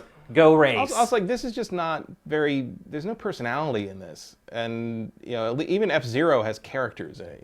Even 1080 had characters in it, and some. Well, kind they of like, try to do that in this one. Like they tried, but I agree they failed. There's not. I can't remember a single rider's name from this, but I can remember the riders' names from 1080. It would honestly be news to me that they have names. They do, yeah. And I don't actually remember many names from 1080, but I at least remember the selection screen where they're playing. Hanging out in the cabin. You're hanging out in the cabin and they're playing Rocket Body, Rocket Body. That game I played a lot more in terms of just like a realistic feeling racing game. They were kindred spirits, 1080 snowboarding and Wave Race, because they concentrated mostly on replicating the real feeling of doing what you're doing. And I think that was maybe in the early 3D days was something I was kind of striving to find, were 3D video games that made it as close to virtual reality as possible, where it actually felt like I was doing. And then with the Rumble Pack instituted with all of it, it just made it all the more realistic. And so back then, like realism to me was really important in 3D games. Now, not as much, or not even close, really, to be honest. But I think, well, part of it was because like the idea of realism was sort of the holy grail of 3D at the time. It was just like, oh, this feels so real. Like that was, we hadn't learned yet that it's like that's not actually automatically fun. No, yeah, you're absolutely right. Because we'd only been playing 3D games for like 3 months. And at the time of this, I think my racing game of choice at the time was like Need for Speed Hot Pursuit. Yeah. The PC version of Porsche Unleashed, that kind of stuff. It was that sort of like that. Oh, it kind of feels real, but it's really just arcade. But it's like got a little kind of like what the balance at Forza Horizon struck later on was like Porsche Unleashed and the PC version of Hot Pursuit and Most Wanted were tremendously moddable. You could make them look really good by the standards of the time, and they felt like this game. They felt authentic when you played them. It was but like I always found the wave physics in this to be impressive technically, but too RNG for my taste in terms of just trying to play a game. There are just some of those special moments in this game, like when you catch a wave, like when you're riding along and a wave builds up behind you, and your jet ski gets on the crest of that wave, and you just stay on the crest of that wave for like 100 yards. Like that stuff just happens like all the time, and I think that's why I enjoyed it. It's like even if you race the same track, it was never the same twice around. Mm-hmm. There was just always a different wave or a different approach you could take. And then there's the tricks which are light, but there was like the whole diving below the water and all that kind of stuff. Well, I hope they get the Slim Jim sponsorship back. I haven't seen a Slim Jim commercial in a long friggin' time. Oh, they still show up. I guess I'm not watching MTV anymore or whatever. I don't see Slim Jim so much as the Jack Link's jerky with messing with Sasquatch. That's I do see those. They show those during football a lot. So I know. Really, can you follow up Slim Jims now that Randy Savage is no longer with us? No. You can't. I didn't even, wait, he's dead? Oh, that's right. Years ago. He just died, yeah. Wait, I thought it was just like 2 years ago, is that right? Yeah, well, that's years ago. Yeah, that's plural, more than one. That's a long time ago to someone who's not as old as us. Yeah, I guess it's true. So, I don't know. I personally am really excited for a new Wave Race. I think it's a good choice. I would love to see it on a more powerful console. Like, I'd love to see a Wave Race on Xbox One X or whatever. Welcome to Nintendo. But like, it is what it is. It's been, what, 3 systems since the last one? So one way or the other, it's going to look real good. I'll take what I can get, though, at this point, because I really didn't think I'd see another one. Because Blue Storm did not do well, by the way. Just like 1080 Avalanche did terrible on GameCube as well. So I would rather see 1080 or F-Zero come back, but really, I'm all for them resurrecting their old franchises that have been neglected for so long. Wave Race is one of the oldest neglected franchises at this point. We haven't seen one of those since early 2000s. So yeah, it's good. And they need to fill some holes in that release schedule, so that's a good choice. And I think, to me, this game would fill more than a hole. Like, this is one of those games that I would play for months and months and months. Well, the other thing, provided they nail it. And the other, I mean, it doesn't apply to me because I don't play the thing handheld, but like, a racing game is a good portable option. Yeah, I don't know if this one would be, though. Well, yeah, it'd be pretty hard. I mean, that's the thing is like, and then maybe that's why they may not make it or precision controls while you're holding the screen tends to be a little different. Tough. Absolutely. But I don't know. People can play Monster Hunter handheld. They can probably play this handheld. That's a good point. Let's move on. We're going to talk next about Halo 6. Yet another job listing leak comes out. Did you really just stop hiring people? They really... I don't know how you get around it. I mean... In this case, they basically said it was Halo, though. Yeah, at a certain point, it's like, whatever. Like, well, when you know that a studio only makes one franchise. Right. Yeah, if 343 is looking for people, you know what they're after. Yep. So. And in the job listing, they wanted people with experience making games in 4K at 60 frames per second. They specifically had that in the listing. So, Matt, Halo 6, 4K native, 60 frames per second. You think it's possible? On the X. Probably, yeah.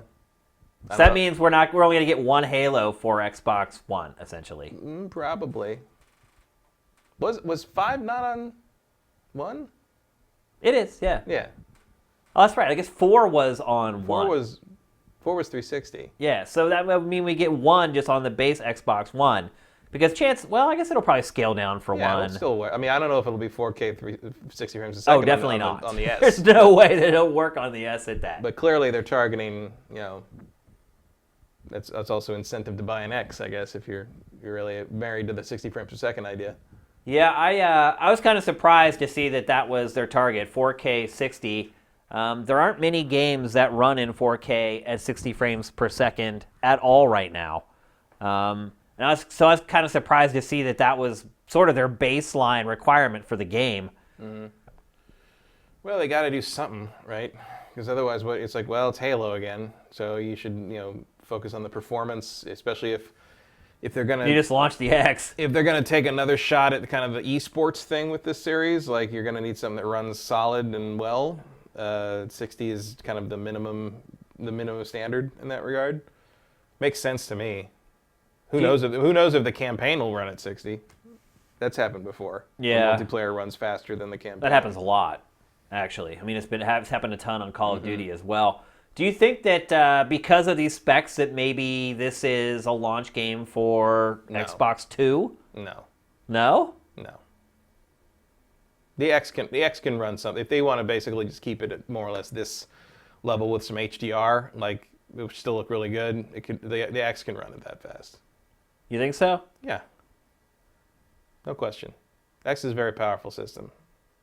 It just has nothing to run right now. Right? Like, you just wait until Crackdown 3 comes out. I guess that is kind of the point. Like, Microsoft needs something to sell the X, right? Yeah. And maybe this is it. But if they're just now hiring folks, which blows my mind. I mean, obviously, they just finished pre-production, I'm guessing. And now they're actually going into full production. Yeah, or they're in full production and they're about to hit optimization. Yeah, that could be too. Which puts it maybe a year and a half, 2 years out.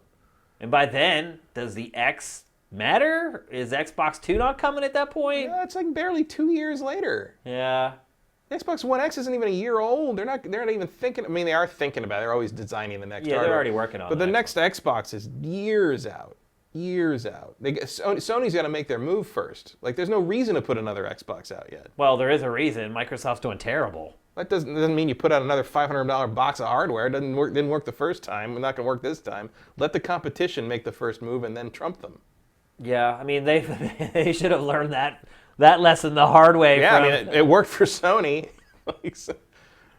Multiple times. Sony has done that many times. That's how they crushed Sega in the old days, and it's how they took the lead this generation, too. Well, it helped when you had your competitor going before you in E3 and showing all their goods first. Sony knows. Sony knows how that plan works. But, yeah, I mean, that Sony conference, the year that both the 1 and the 4 were announced, was just Sony just basically got up on stage and dropped a microphone. Like that was Microsoft made it easy. Yeah, Microsoft made it real easy, but like that's kind of the thing is like Microsoft has to learn to observe what the competition is doing and react to it this time and react to it in a way that makes you look better than the other. I mean, the problem here is, of course, is Sony going to make a mistake on the level of what Microsoft did? Probably not. So, but then they have in the past. Yeah, so I don't know. You don't know that for sure because you would have said that before the PlayStation 3 came out. But and then we had $599 absolutely dropped the ball. So, I mean, Ken Kutaragi's not there anymore. Right. I mean, you got Cerny running the show now, which I think is a much on the more tech side. Yeah, but I mean, what I mean is like you're not going to have something crazy like the cell processor pop up again because Cerny knows what he's doing. He may keep inflicting knack sequels on us, but he does know what he's doing. I guess my other question is, do you ever see Halo being what it once was ever again? You mean like kind of the king of the hill in terms? Probably not. I mean, it seems to have struggled to compete with Call of Duty in the heyday of Call of Duty. Now you're in I mean, clearly Halo 6 will have a battle royale mode. Yeah. But everything will, so it won't be an advantage for anyone. Yeah, it won't be. It'll just be like, hey, we can play this in Halo now. Yeah. It's a. I don't know. I think so many Microsoft's eggs are in the Halo basket that they can't. It's going to take a lot of games of Halo for them to admit that this doesn't work anymore. I think and I don't think the problem. Not that I'm saying it doesn't work anymore. I'm just saying like, if it just keeps declining. I mean, part of it is like you got to get the story to work again. Like they made 2 games in a row that were basically Act 1s that were never followed up on. I don't think the problem is the developer change because we've seen what Bungie created afterwards. Is it really that much better than, or is it even better than what the new studio has done with Halo? Yes. You think it's better? I think Destiny feels better because the enemies are not giant bullet sponge idiots. Yeah. Well, they are. Destiny's enemies are bullet sponges. Not if you hit them in the head. Like, there's nothing. I've dumped a lot of lead into Destiny enemies over the years. Yeah, but you hit them in the head, they pop like that. Like, I mean, unless you're talking about a boss or something, even then they have weak spots. I mean, obviously you've got the kind of the raid boss thing is a different story. But what I'm saying is, Like, I feel like I can take on a whole group of like 6 or 7 enemies in Destiny and pop some heads and get out of it real quick and smooth. Whereas with the recent Halo games, you're fighting these Prometheans, you just soak up damage over and over. You just got they have the shields with like the little shields. hole. And you gotta wait for the weak spot to pop. Yeah. It's just tedious. It's not fun to play. Yeah, I don't like the enemies in the new Halo games. But I think the bigger problem with Halo in 2018 is that it's because of what happened with Call of Duty and all these other successful shooters. It's moved away from its identity to try to move to the center. And I think in the course of that, it has completely lost its identity. Like, I don't play Halo. It used to be when you played Halo, a new Halo, you could feel it. You knew immediately when you started, this is Halo. You could have swapped out the character models in the game for cubes. And I still would be able to tell you, I'm playing Halo right now. And I feel like it completely lost that feeling over, I don't even know if it was just with the games that are being made by the new studio. I would even argue maybe Bungie's last game, and it kind of started edging that way. Oh, yeah. And that, to me, I think, honestly, if they just went back and made a freaking Halo game, instead of worrying about what the rest of the industry is doing, I think it would have a chance to kind of recapture that magic again. I think it's possible. Do you think that Halo is kind of become, is Halo your dad's shooter? I think to a 17-year-old kid now, absolutely. And I think I have anecdotal evidence to that. Like one of my uncles, he's a huge Halo guy, and he has 3 sons. And his sons, like, they don't play Halo now, but he still gets excited when Halo is coming out. And they're like, they play COD, or they're playing Fortnite now or whatever. But he still likes Halo. Or he likes to play, like, Battlefield 2142 still on his PC. And he did get his kids into that. Like, remember I told you the story about the 4 or 5-year-old kid who could play Battlefield, and he had these little hands that would scurry all over the keyboard. His hands weren't big enough to just keep him in one place, so he had to move his hands while he played. That was what he was playing, Battlefield 2142. And that little kid got good at it, and his older brother got really good at it. But now they've all moved on, and he still loves Halo. So yeah, I would say Halo is like the dad's first-person shooter at this point. It's kind of funny. And that is a very difficult thing to overcome. It is, yeah. It absolutely is. But, you have shooters that can come out of nowhere and become a sensation like PUBG or Fortnite. So I feel like there's always hope. But you're right. Somewhat, I think you are kind of like, it's a double-edged sword with the Halo name. Is like, on one hand, it's one of the most recognizable names in gaming. On the other hand, when you say Halo, everybody just assumes they already know everything they need to know about it. Yeah. And a lot of times that will translate into disinterest if someone has fallen out of favor with Halo for the last couple of games. There's a lot more competition now. They got to win a bunch of people back on this one. I mean, back when Halo was huge, there weren't that many huge first-person shooters on consoles.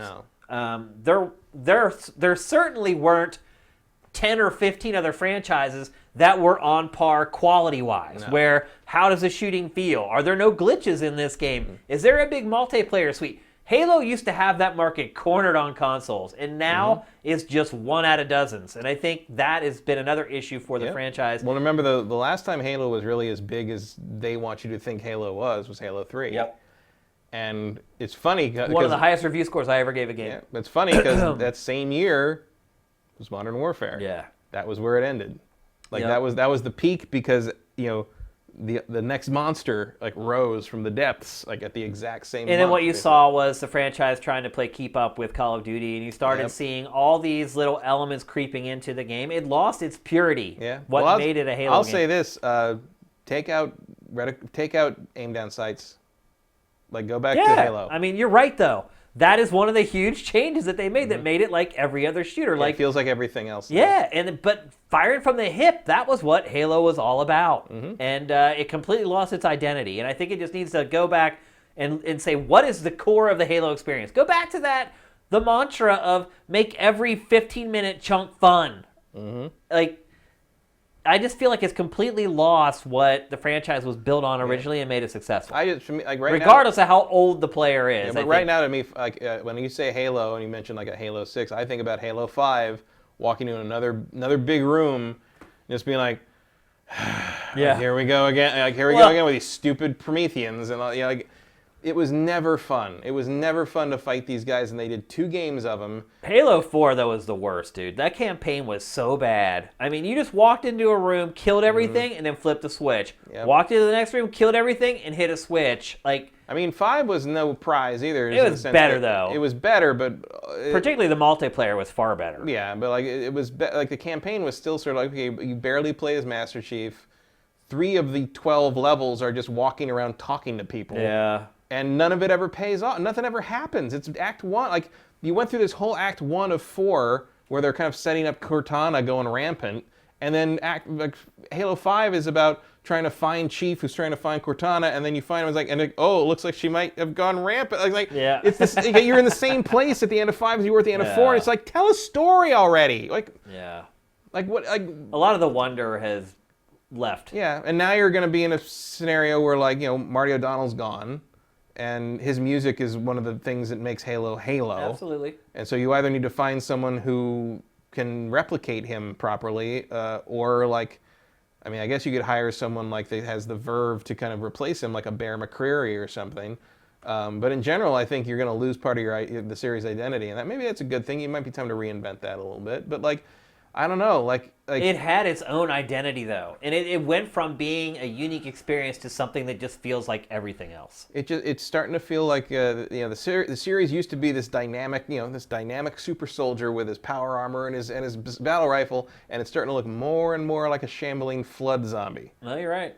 You're absolutely right. So, you think we'll get a look at this at E3? Yeah, I think so. Yeah, it's due. It's certainly due.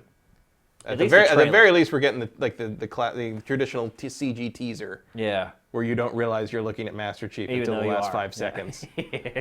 Man has a thing for close. That would probably be another smart thing in the new Halo. Let us just play as Master Chief. Yeah, I think they know Is it really that hard? I think they know that. There's a reason he's one of the most iconic video game characters ever. It was a while, months and months ago, but Frank O'Connor and some of the 343 people I did an interview with, yeah, we're really going back to the drawing board, really figuring out what people, we realized we stepped wrong in some of these places. You don't have to go back to the drawing board. It's Master Chief. People love Master Chief. Why? I don't know. I've never really thought he was a great character, but people love him. They recognize him. To go away from him was just he's kind of silly. He's a laconic badass in the way that early mid-2000s heroes tended to be. I mean, I think he's cut from the same cloth as Kratos in some ways. I guess. Yeah, Kratos doesn't talk a lot in the original God of Wars. He just sort of he yells at Athena, and then he goes roar, and then kills a guy, and that's it. Speaking of which, I don't know if you did that on purpose. Of course I did that on purpose. That was an excellent segue from Matt Kyle. We're ready to go right into God of War. Oh my! Freak out. Oh my! What a game, Matt Kyle. Mm-hmm. What a game. A lot of times we get on this show and we talk about games that the critics are giving high scores to and be like, I don't know about that one. I know about this one. Those scores are on the money, man. This game is absolutely incredible. I think what impresses me the most about it is how it is so drastically changed, but somehow still underneath all of the updates and the upgrades and the changes, it still feels like a God of War game. And it's not just because you're playing as Kratos. Mm-hmm. It's the vibe of the game that's the vibe, the way. This is what Halo failed to do. Right. The vibe and the way they reinvent the mythology into the game world feels very similar to the old God of Wars. It's the way they've, as someone who is pretty familiar with Norse mythology, the work they're putting in on this in terms of translating it to how the game needs it to work is really impressive, and leads to a lot of really good moments. I think anyone who likes Norse mythology is going to be pretty pleased by some of the stuff they put in here and some of the ways they realize some of the things. And you've seen some of these in the E3 demo where the world serpent shows up. I mean, that's a great scene. But the other thing you don't maybe realize is that monstrous snake sort of, you empty the lake by waking him up like that, and then he sort of hangs over the lake for the rest of the game. He's just sort of up there. There's this, he flies around. There's this serpent kind of looking down at you, and so when you're on a section of the islands near him, you'll hear on the soundtrack him breathing. Oh yeah. And it just sort of rumbles the room if you have a subwoofer.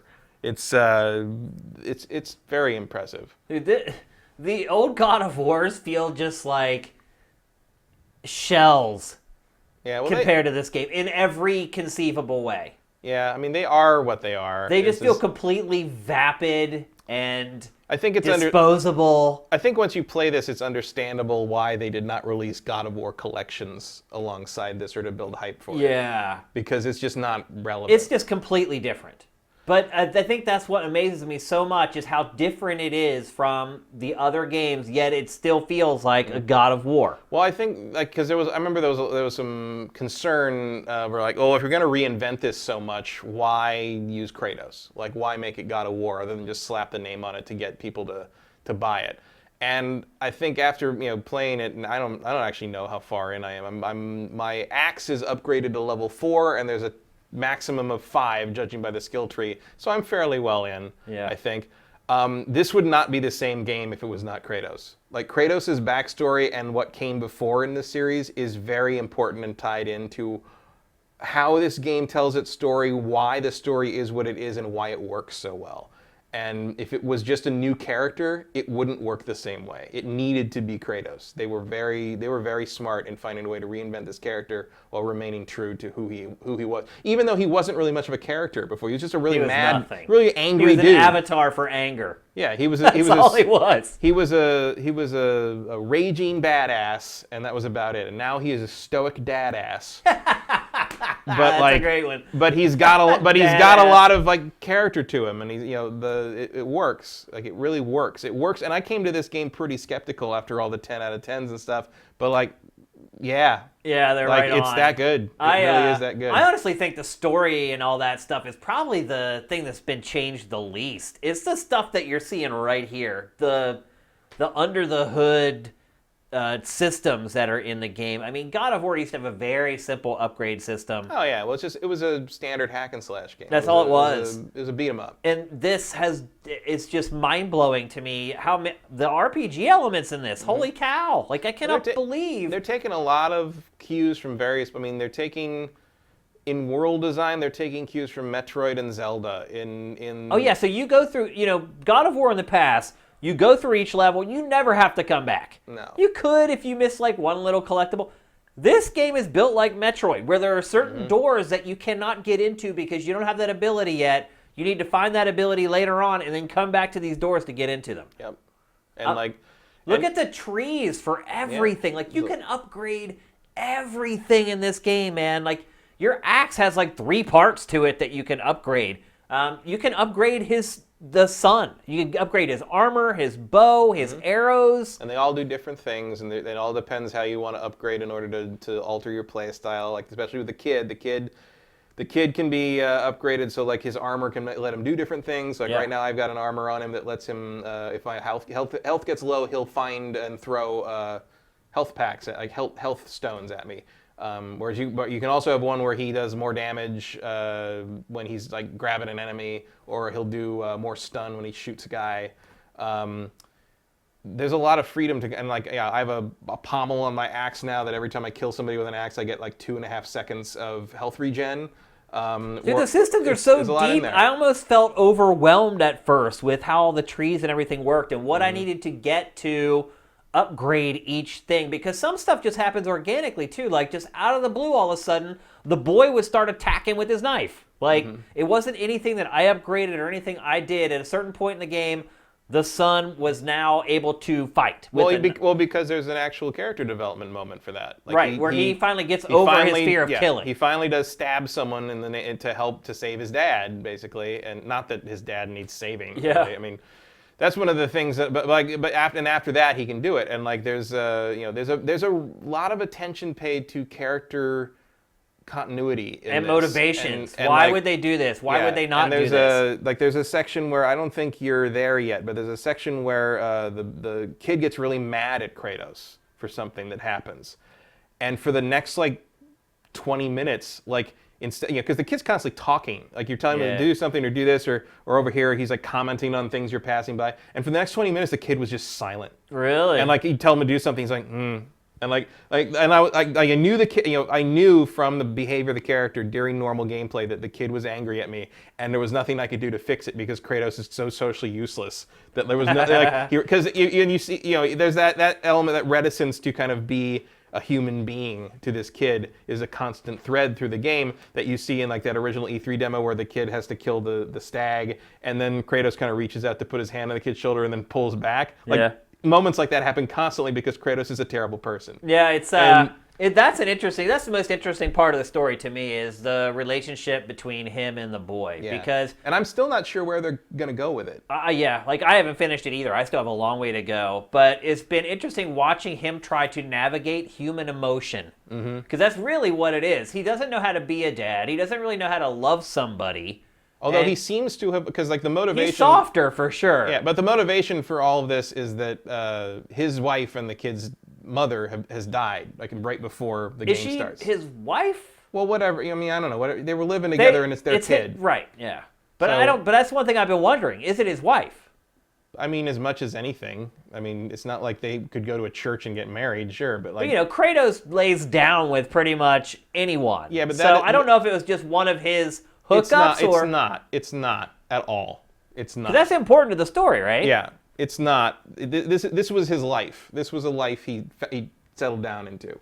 But he wasn't really too involved with the kid. The kid is attached to his mother. The kid takes after his mother. Yeah, and that's been interesting too, though, watching the kid discover who Kratos really is. And like there's, and also like Kratos, there's a thread of Kratos discovering that he's not the easiest person in the world to understand. Yeah. And he should be more understanding about that. And it's like it's done very, very well and very kind of, sort of like organically. It's a real masterclass, I think, in writing two interactive characters over the course of a long quest-style game without ever feeling like you're just sort of running in place. Also, we should accentuate long. This is a huge game. It's a good size. It is a 20, 30-hour game. Yeah, this isn't a God of War 10 to 11 hour. No, you're not going to jump through this thing. And there's a lot of twists and turns. And there's I mean, if you know Norse mythology, you know there's 9 realms. And you're going to be going to a few of them, I think. And there's the whole element of the Bifrost and like kind of the traveling between worlds. There's a lot more to this game than you might think. It's certainly one of the best. I don't know how far in like percentage-wise I am on this game. I have no idea where they're going with it. Certainly feels like I haven't done a lot of the things that would be naturally expected to be done in this story, but we'll see what happens. But it's one of the best $60 I've spent all year. I'll tell you that much already. I'll tell you what really blows my mind about this game is all the things that got me to enjoy and buy God of War games in the past. The accessible combat, the over-the-top boss fights with gigantic creatures, the insanely, almost sickly detailed gore. Almost all of those things are gone in this game. There are scenes where you finish off these gigantic monsters, and in prior God of War games, you'd see like the spine come out and like the main artery like flail around. Like they've toned all that stuff down.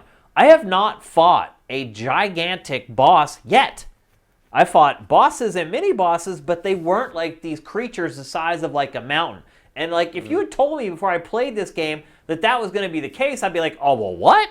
Well, then I'm probably not going to like it. But nothing could be further from the truth. Like this game has we were talking about souls in video games earlier. This game has a freaking soul. I don't feel like God of War games did before. I feel like they were vapid, highly entertaining, but vapid experiences. And this game just has more of a groove to it. Like you settle in with this game and kind of get more absorbed into the world than you did in prior God of War games. We'll talk about the combat in a minute, but I mean the combat has just been massively overhauled and in so many good ways. The axe, it's so funny. When I heard he had an axe, I'm like, oh, really doesn't register with me. Axe, sword, whatever. Does it really matter? Well, now I see. Like the axe was chosen because you can throw an axe, and that becomes a huge part of the gameplay. Like when I first started playing, I was an idiot using the axe. Like I just didn't even think to use it because I'm not used to throwing melee weapons in games. And so like at first, like if I fought an enemy that I needed to use like projectiles for, I would literally just sit there and let the sun just like chip him down to nothing. And then I'd jump in and finish him off or whatever. like later on, I'm like, what am I doing? I can throw the axe and use it like it's a gun. And once I started doing that, it completely changed the whole game for me. And I don't think there are a few things in this game that are more satisfying than pulling off, because eventually once you upgrade enough, you can throw the axe in the middle of combos and get it back, and like of course the axe can hit things on the way back to you. Yeah. And I don't know if there's anything more satisfying in this game when you hack a bunch of guys up, kill a bunch of dudes, throw it over here, kill it, and then you at the end of the fight when everything's done, you hit the triangle button and pull that axe back, and it just goes back into his hand. Dude. I know it. It's like the weight and the meat of this game feels so is crazy. so right, dude. And I love it. I love it too when you're in the middle of a fight with a bunch of enemies and you've tossed your axe out. And while the axe is out, you're using your hand-to-hand stuff in your shield. And then, like, mid-blow, the axe comes in and goes, like, right back into your hand. And you just, it just feels so good. Yeah, and later on, there's some skills you can get that, like, you no longer have to wait for the catch. The catch becomes another hit in the combo. There's a lot, and like you get like pause combos where you hit and then you stop for a second, and then the rest of the combo becomes a different combo than what if you just kept hammering the button. Like there's a lot, and like you get more distance on things, and like the combat in this is really good. Like you can tell they took some cues from Dark Souls. You can tell they took some cues from the old games as well. But like it's still approachable, and it's still understandable, and you can get through it. Like the kid is a good asset as well. Like through upgrades and sort of you can be strategic with him. But like you can use him to distract enemies. Yeah, you can hack your way through it if you need, but you can get real fancy if you want to. I don't think you could just hack your way through this game. I think you can. Really? It's once you upgrade the axe a little bit, like it does some pretty damn good damage. Maybe eventually, but the early part of this game, you definitely cannot hack your way through it. I mean, the enemies do too much damage. They are too smart for you to just hack your way through it. The combat in this game is so much better. It's not as flashy as the old God of War games. It just feels way more realistic and way more real, way more impactful, way more satisfying, most importantly. Yeah, I mean, you're not strangling centaurs with their own intestines anymore. Nope. There are some gory moments, like when like when you kill ogres, sometimes you rip their jaws open and stuff like that. But like, there's nothing on the level of like in God of War 3 where you rip Helios's head off slowly. Or where you would like disembowel enemies and like their innards would fall out. Like it's just nowhere near as gratuitous. Now, part of that is because a lot of Norse mythology things are made of stone. Yeah. Like even a lot of the enemies don't really have blood. They have like lava almost inside them. They're on fire. Like they're weird ethereal things. Like like really the ogres and the trolls are the only things that have like real blood in them so far. And I know people were like freaking out in early footage where it's like, oh my god, they changed the blood to orange. Well, the blood is orange because the things you're fighting are like lava people, basically. Like it varies what color things are. And there's a lot more puzzle solving in this than any other game. We should talk about, there's a lot more puzzle solving in this game.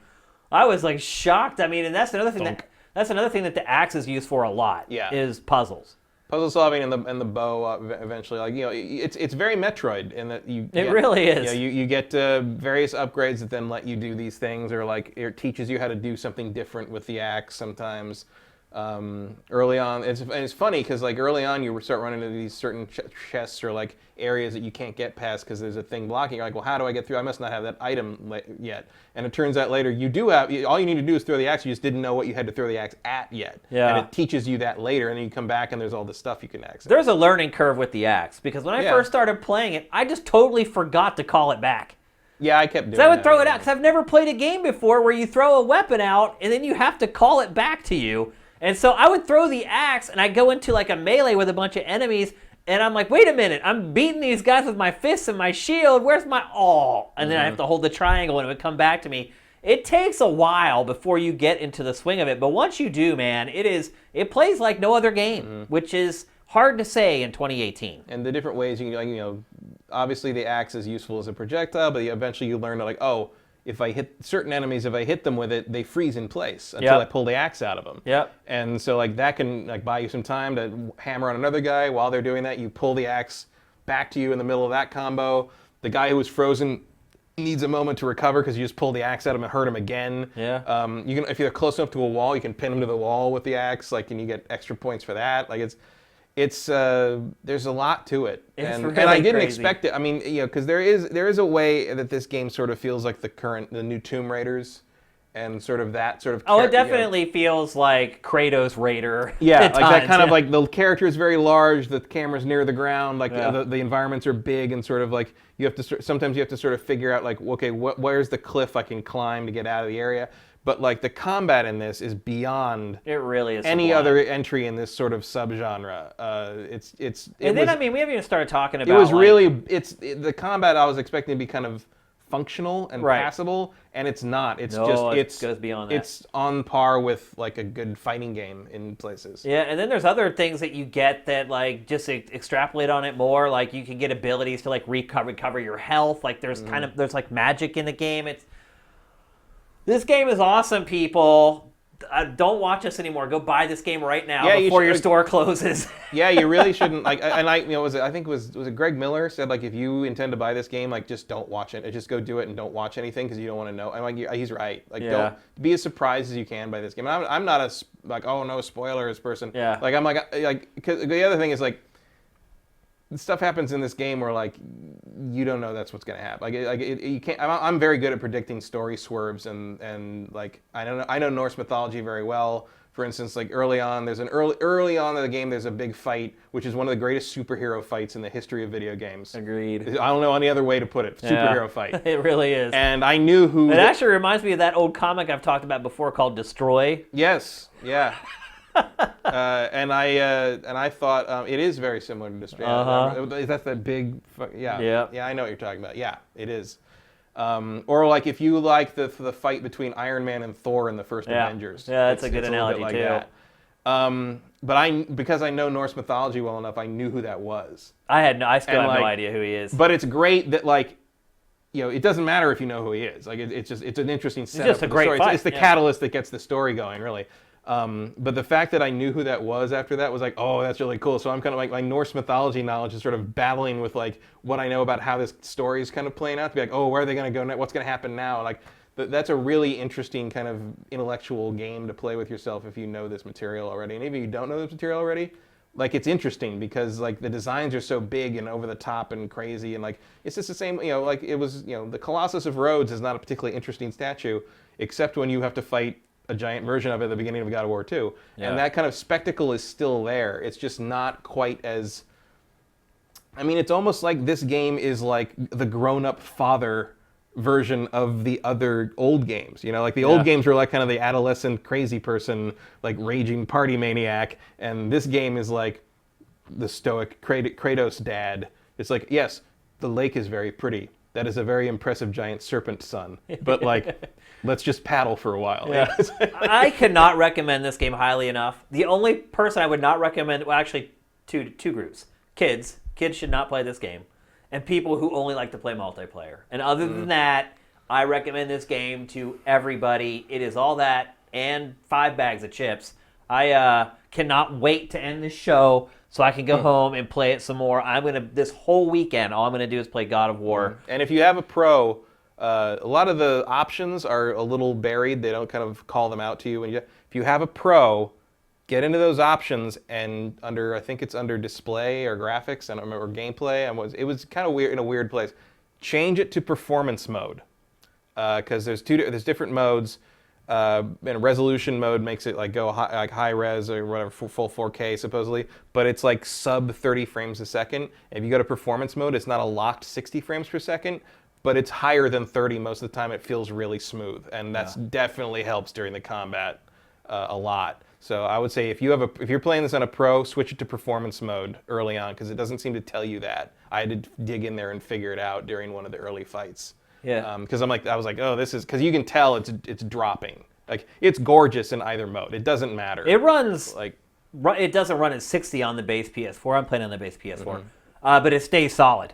Yeah, it doesn't stutter. It never slows down. Yeah, but the resolution mode on Pro, like you can see it even like in the the opening title screen where he chops the tree down. Like you can see it. Oh, really? Dip a little bit, and I was like, oh, this got to change. Like this.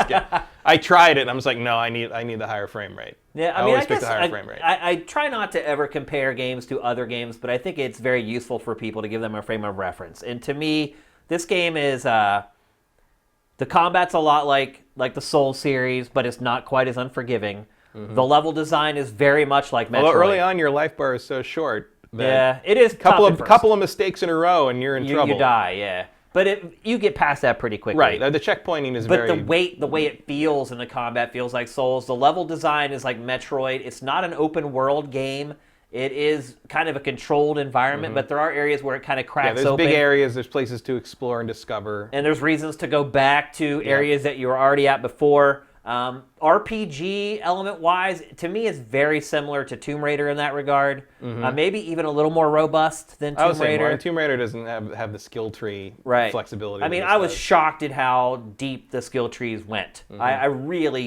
I never. I mean, you're dealing with the skill trees for the different weapons and the two different characters and armor and equipment and modifications for both characters and all the different elements. You craft everything. Resources. You can upgrade everything. Yep. Which is actually one of the funnier, like, kind of character-driven things in this, where, like, the kid behaves a lot like your standard RPG protagonist, where he wants to run around and see everything and figure out why everything is the way it is and help anybody that needs help. And Kratos is like, we are here to find ways to help our journey. Like, we don't care about anyone else. We are, and like, so like. But the kid does do that. He'll point out things that you missed. Also, the game, like, it's so funny. Like, there's that one mission early in the game where you have to find the 3 seals to open up the coffin, and I could not find the 3rd seal. I went all the way like to the end of the level, came all the way back, and I noticed as I was walking back, the camera tips up and actually shows me where the seal is. Like, just so many little touches like that in this game. It's so polished. It's so good, people. Like, if you have a PlayStation 4, just go buy this. Like, I cannot think of a game in recent memory I have so wholeheartedly would recommend to a purchase to almost anybody. It is that good. Yeah, I think this is the first game of the year. I said this to one of my other friends on text today, where I said, this is the first game of the year where I'm like, of 2018, where I'm like, if you're willing to hold a controller, play it. Yep. I am freaking loving it. And unless, as you said, you only play multiplayer. Yeah. Then it's probably not going to do a Or if you're a child. Which it's too late. If you're a child, I don't know what you're watching. Yeah, I don't know what you're still up. But there you go. Double thumbs up from GameFace. It is as good as the reviews say it is, without a doubt. And I can't believe it, but I can't either. I really can't either. Like it's the same studio that made the prior games. Yeah, and I'm sitting. I mean, I'm it's not sitting like he was there. handed to a new studio. I mean, I'm sitting there playing this like last night or the day before, and I'm like, okay, well, when we talk about this on the show, we're going to talk about it, because I know Shane's going to want to talk about, like, what would you change? And I'm just like, what would you, and I'm like, I can't think of anything. I can't either. Like, everything's fucking great. Yeah, it really is. Yeah.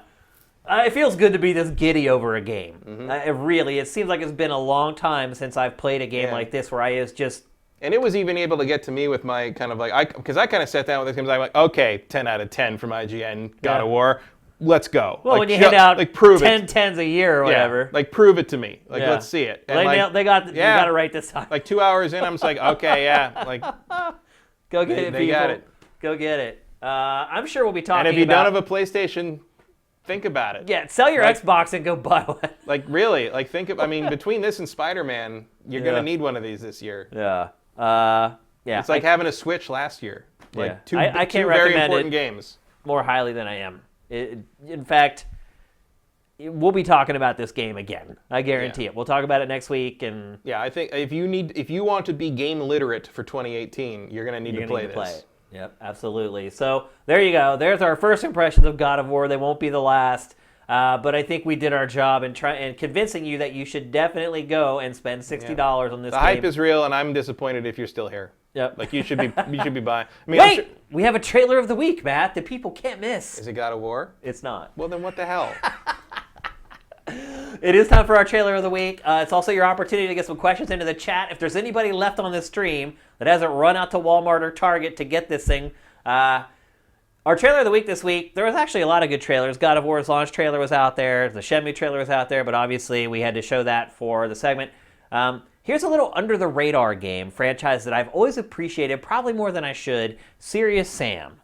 Serious Sam 4, the definition of the circle strafe shooter. Also kind of like known as Duke Nukem, but not embarrassing. Well, I don't know. Serious Sam could be a little embarrassing, too. Serious Sam is silly, but it's not, like, gross. No, that's a good way to put it, I guess. But I've always had a soft spot in my heart for this franchise, and they just finally showed the new trailer. for the 4th installment. I can't believe there's been 4 of these games. Or It's been there a will long be. time. Yeah, I guess so. But here it is, the debut trailer for Serious Sam 4.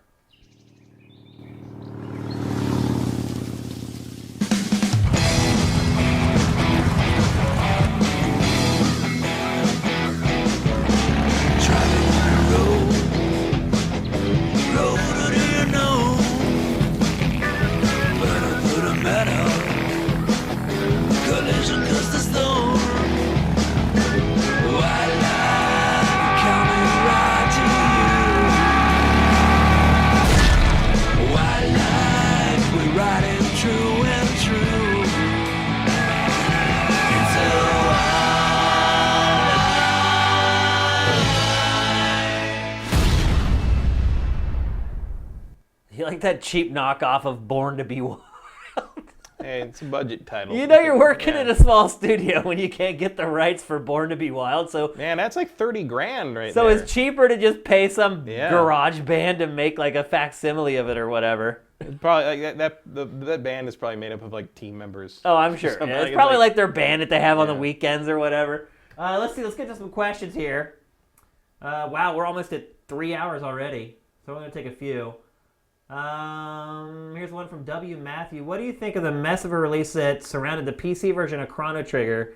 And more interestingly, under pressure, Square Enix is legitimately fixing it. What do you think of the whole situation? I think that's par for the course.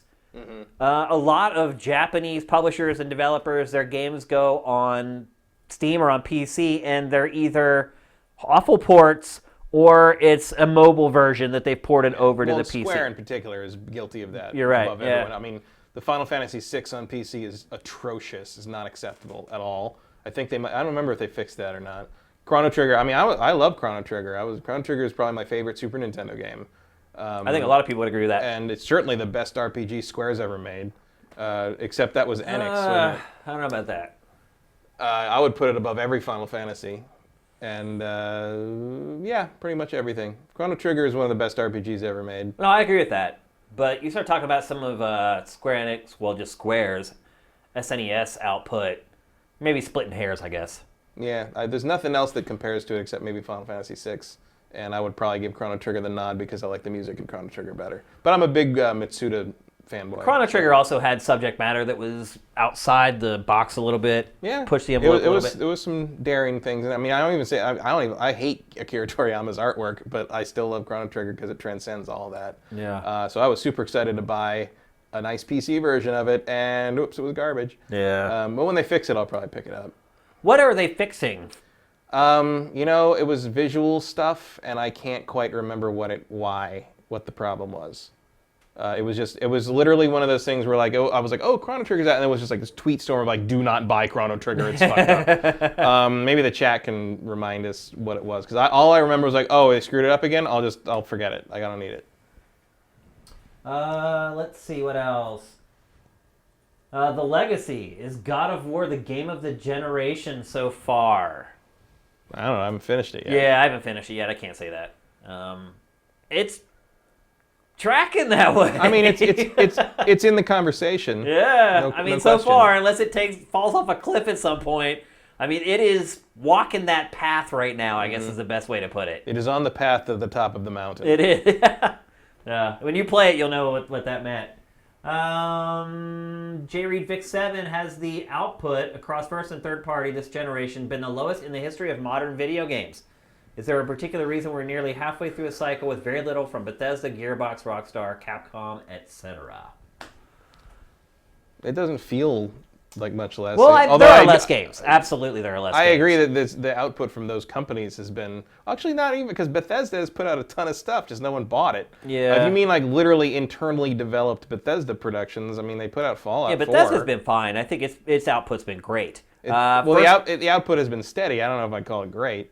I didn't like Depends on what kind of the games I didn't like you like. Fallout 4. Yeah. I just thought Fallout 4 was a complete dud. I enjoyed it. I didn't think it was amazeballs. So I'm kind of waiting. I'm waiting for them to make something as good as Skyrim again, basically. Yeah, which probably will happen with the next Elder Scrolls game. Or whatever this Starfield thing is. Oh yeah, I totally forgot about that game.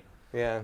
That's what happens when you don't talk about something for. Well, I'm beginning to wonder if I should have put that on my draft list. You think that'll come out this year? I'm beginning to wonder if that has a better shot at being this year's game than Elder Scrolls 6. Yeah, I don't know. But we'll does it see. kind of rolls like that now. In general, and I think not just this generation, but maybe a little bit of last generation, there are just less games coming out, period.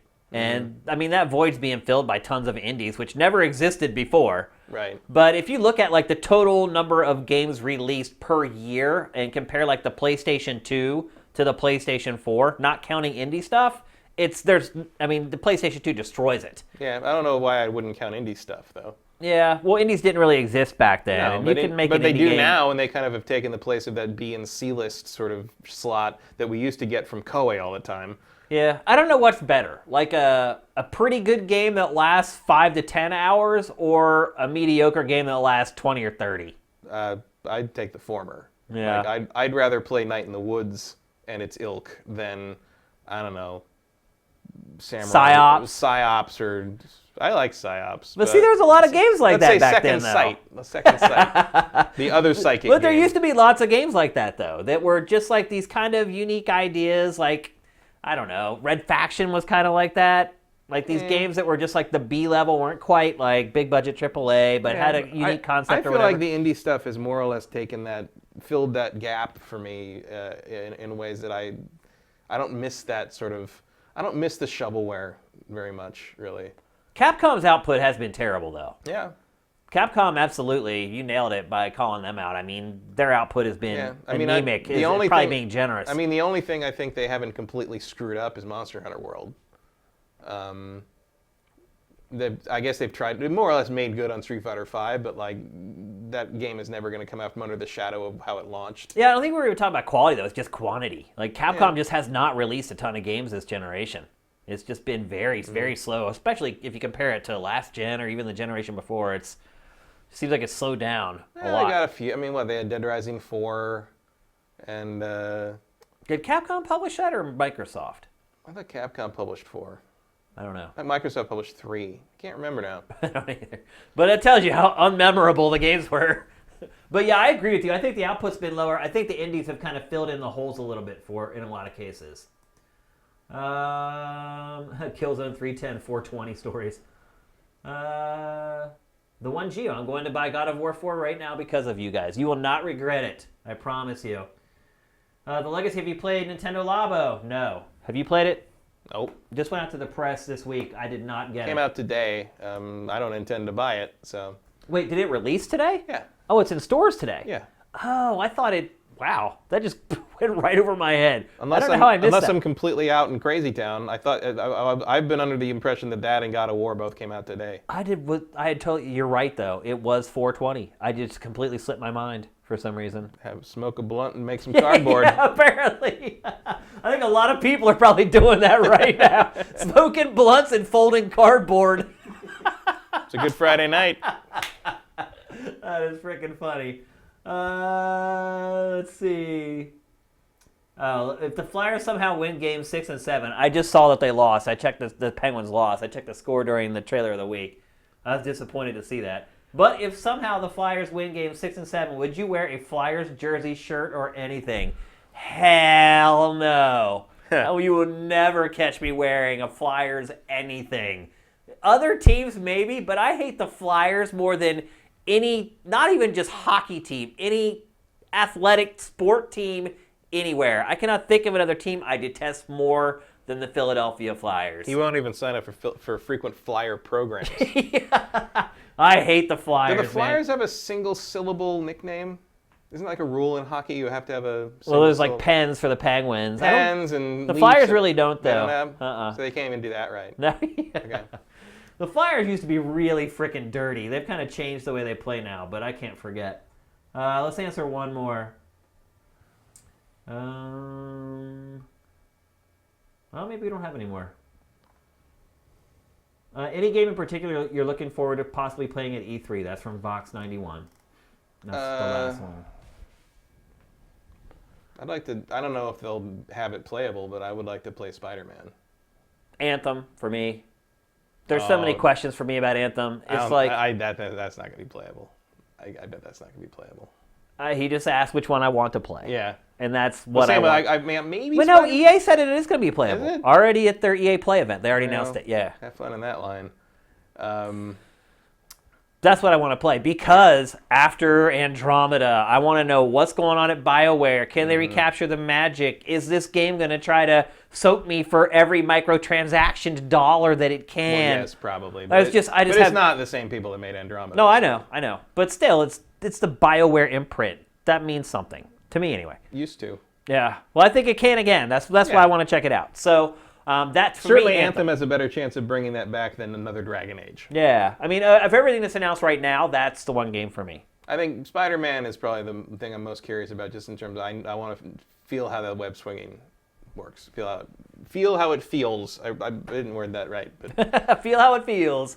But that's my big remaining question, is like, how does it feel to swing through the city like that? And hopefully they'll have some playables up for that, because like, you never know with Sony. Sometimes they do that. Sony is the king of, no, that's not out on the floor. You have to go to some private room. And like, chances God are, of War wasn't on the floor at E3 Horizon was never on the floor. Yeah. Like, it was just a giant billboard. They have those 3 theaters, right next to each other, and you just kind of go in and walk down the line. I think last year it was... and then if you're an E3 judge, they'll put the controller in your hand for a minute to prove that the demo actually plays. Yeah. Yep, that's how it works. Yeah, so it's usually like God of War and Days Gone, and there's a game that's speaking of gone. Yeah, what the hell? Do you think we'll see that at E3 in some form? Like, even just that's a good question. Trailer or something? I think so. They'll just, like, I mean, it's been around for so long, you can't just act like it doesn't exist because it was delayed. Because we kind of still haven't seen just footage of it playing. Yeah. Like what are you doing in the game? Kind of like, what's the gameplay like? Yeah, we've seen kind of like these little setups. Little slices of it, but we still haven't seen sort of anything that gives you an idea of, what's the loop? Here's what it feels like to just play the game for 10 minutes. What's the gameplay loop? Yeah, that's the big X factor. So that's it for GameFace episode 125. We're both going to go home, and I'm going to put on my Kratos sweatshirt before I sit down and play some more God of War. You guys should all get off of this stream and go buy or play God of War. If you've bought it already, play or it. Or go join one of the 200,000 people watching it on Twitch. Or you could do that. No, do not do that. Play it for yourself. Don't watch somebody else play it. We got some people in the chat that refuse to buy a console, so... You're missing out. That's all I got to say. But if you're not going to do that, you should experience it somehow. Yeah, it's a really, really good game. So enjoy that this weekend. Before we go, Twitch Prime, it's the 20th, and we'll start promoting this on the site again as it gets near the end of the month. But for most of you guys, your subscription should have turned over, so we'd really appreciate it. If you could, first of all, link your Twitch and your Amazon Prime accounts, and then subscribe to us through Twitch Prime. Folks on YouTube who are watching this for free, I think we've gotten pretty good about putting this up on YouTube within 5 days after it goes up for our patrons. If you guys cannot afford to support us in any way, and you watch GameFace and you watch Pactor Factor, man, you guys could make a world of difference for us if you subscribe to us through Twitch Prime. It's a free $2.50 a month just for having an Amazon Prime subscription. We would really, really appreciate it, and hopefully you guys feel like you're getting some value out of the content we're putting up on YouTube. And I think that's it. I think next week it might be our last episode in the studio. It would have to be. Yeah, because it'll be the 27th. Yeah, and then the 4th is the last day in the studio. So make sure you tune in last week as we bid Bon Voyage. I have some champagne. Are you going to do some kind of like packing up live stream? I am, absolutely. Yeah. So it'll be the last GameFace, won't be the last time you see the studio. Yeah. I'll be back in here when I'm like packing all this crap up, and I'll just do an IRL stream, and you guys can hang out with me and watch me like take this thing down and pack up all of our stuff. Pack up all the grease paint and take down the big top and move on to the next town. Yeah, apparently. Don't worry, little buddy. There'll be other circuses. Yeah. So thanks everybody on the stream. Thanks for watching us on Patreon, on SIFTD, on YouTube. We love you guys very much. GameFace is up and out.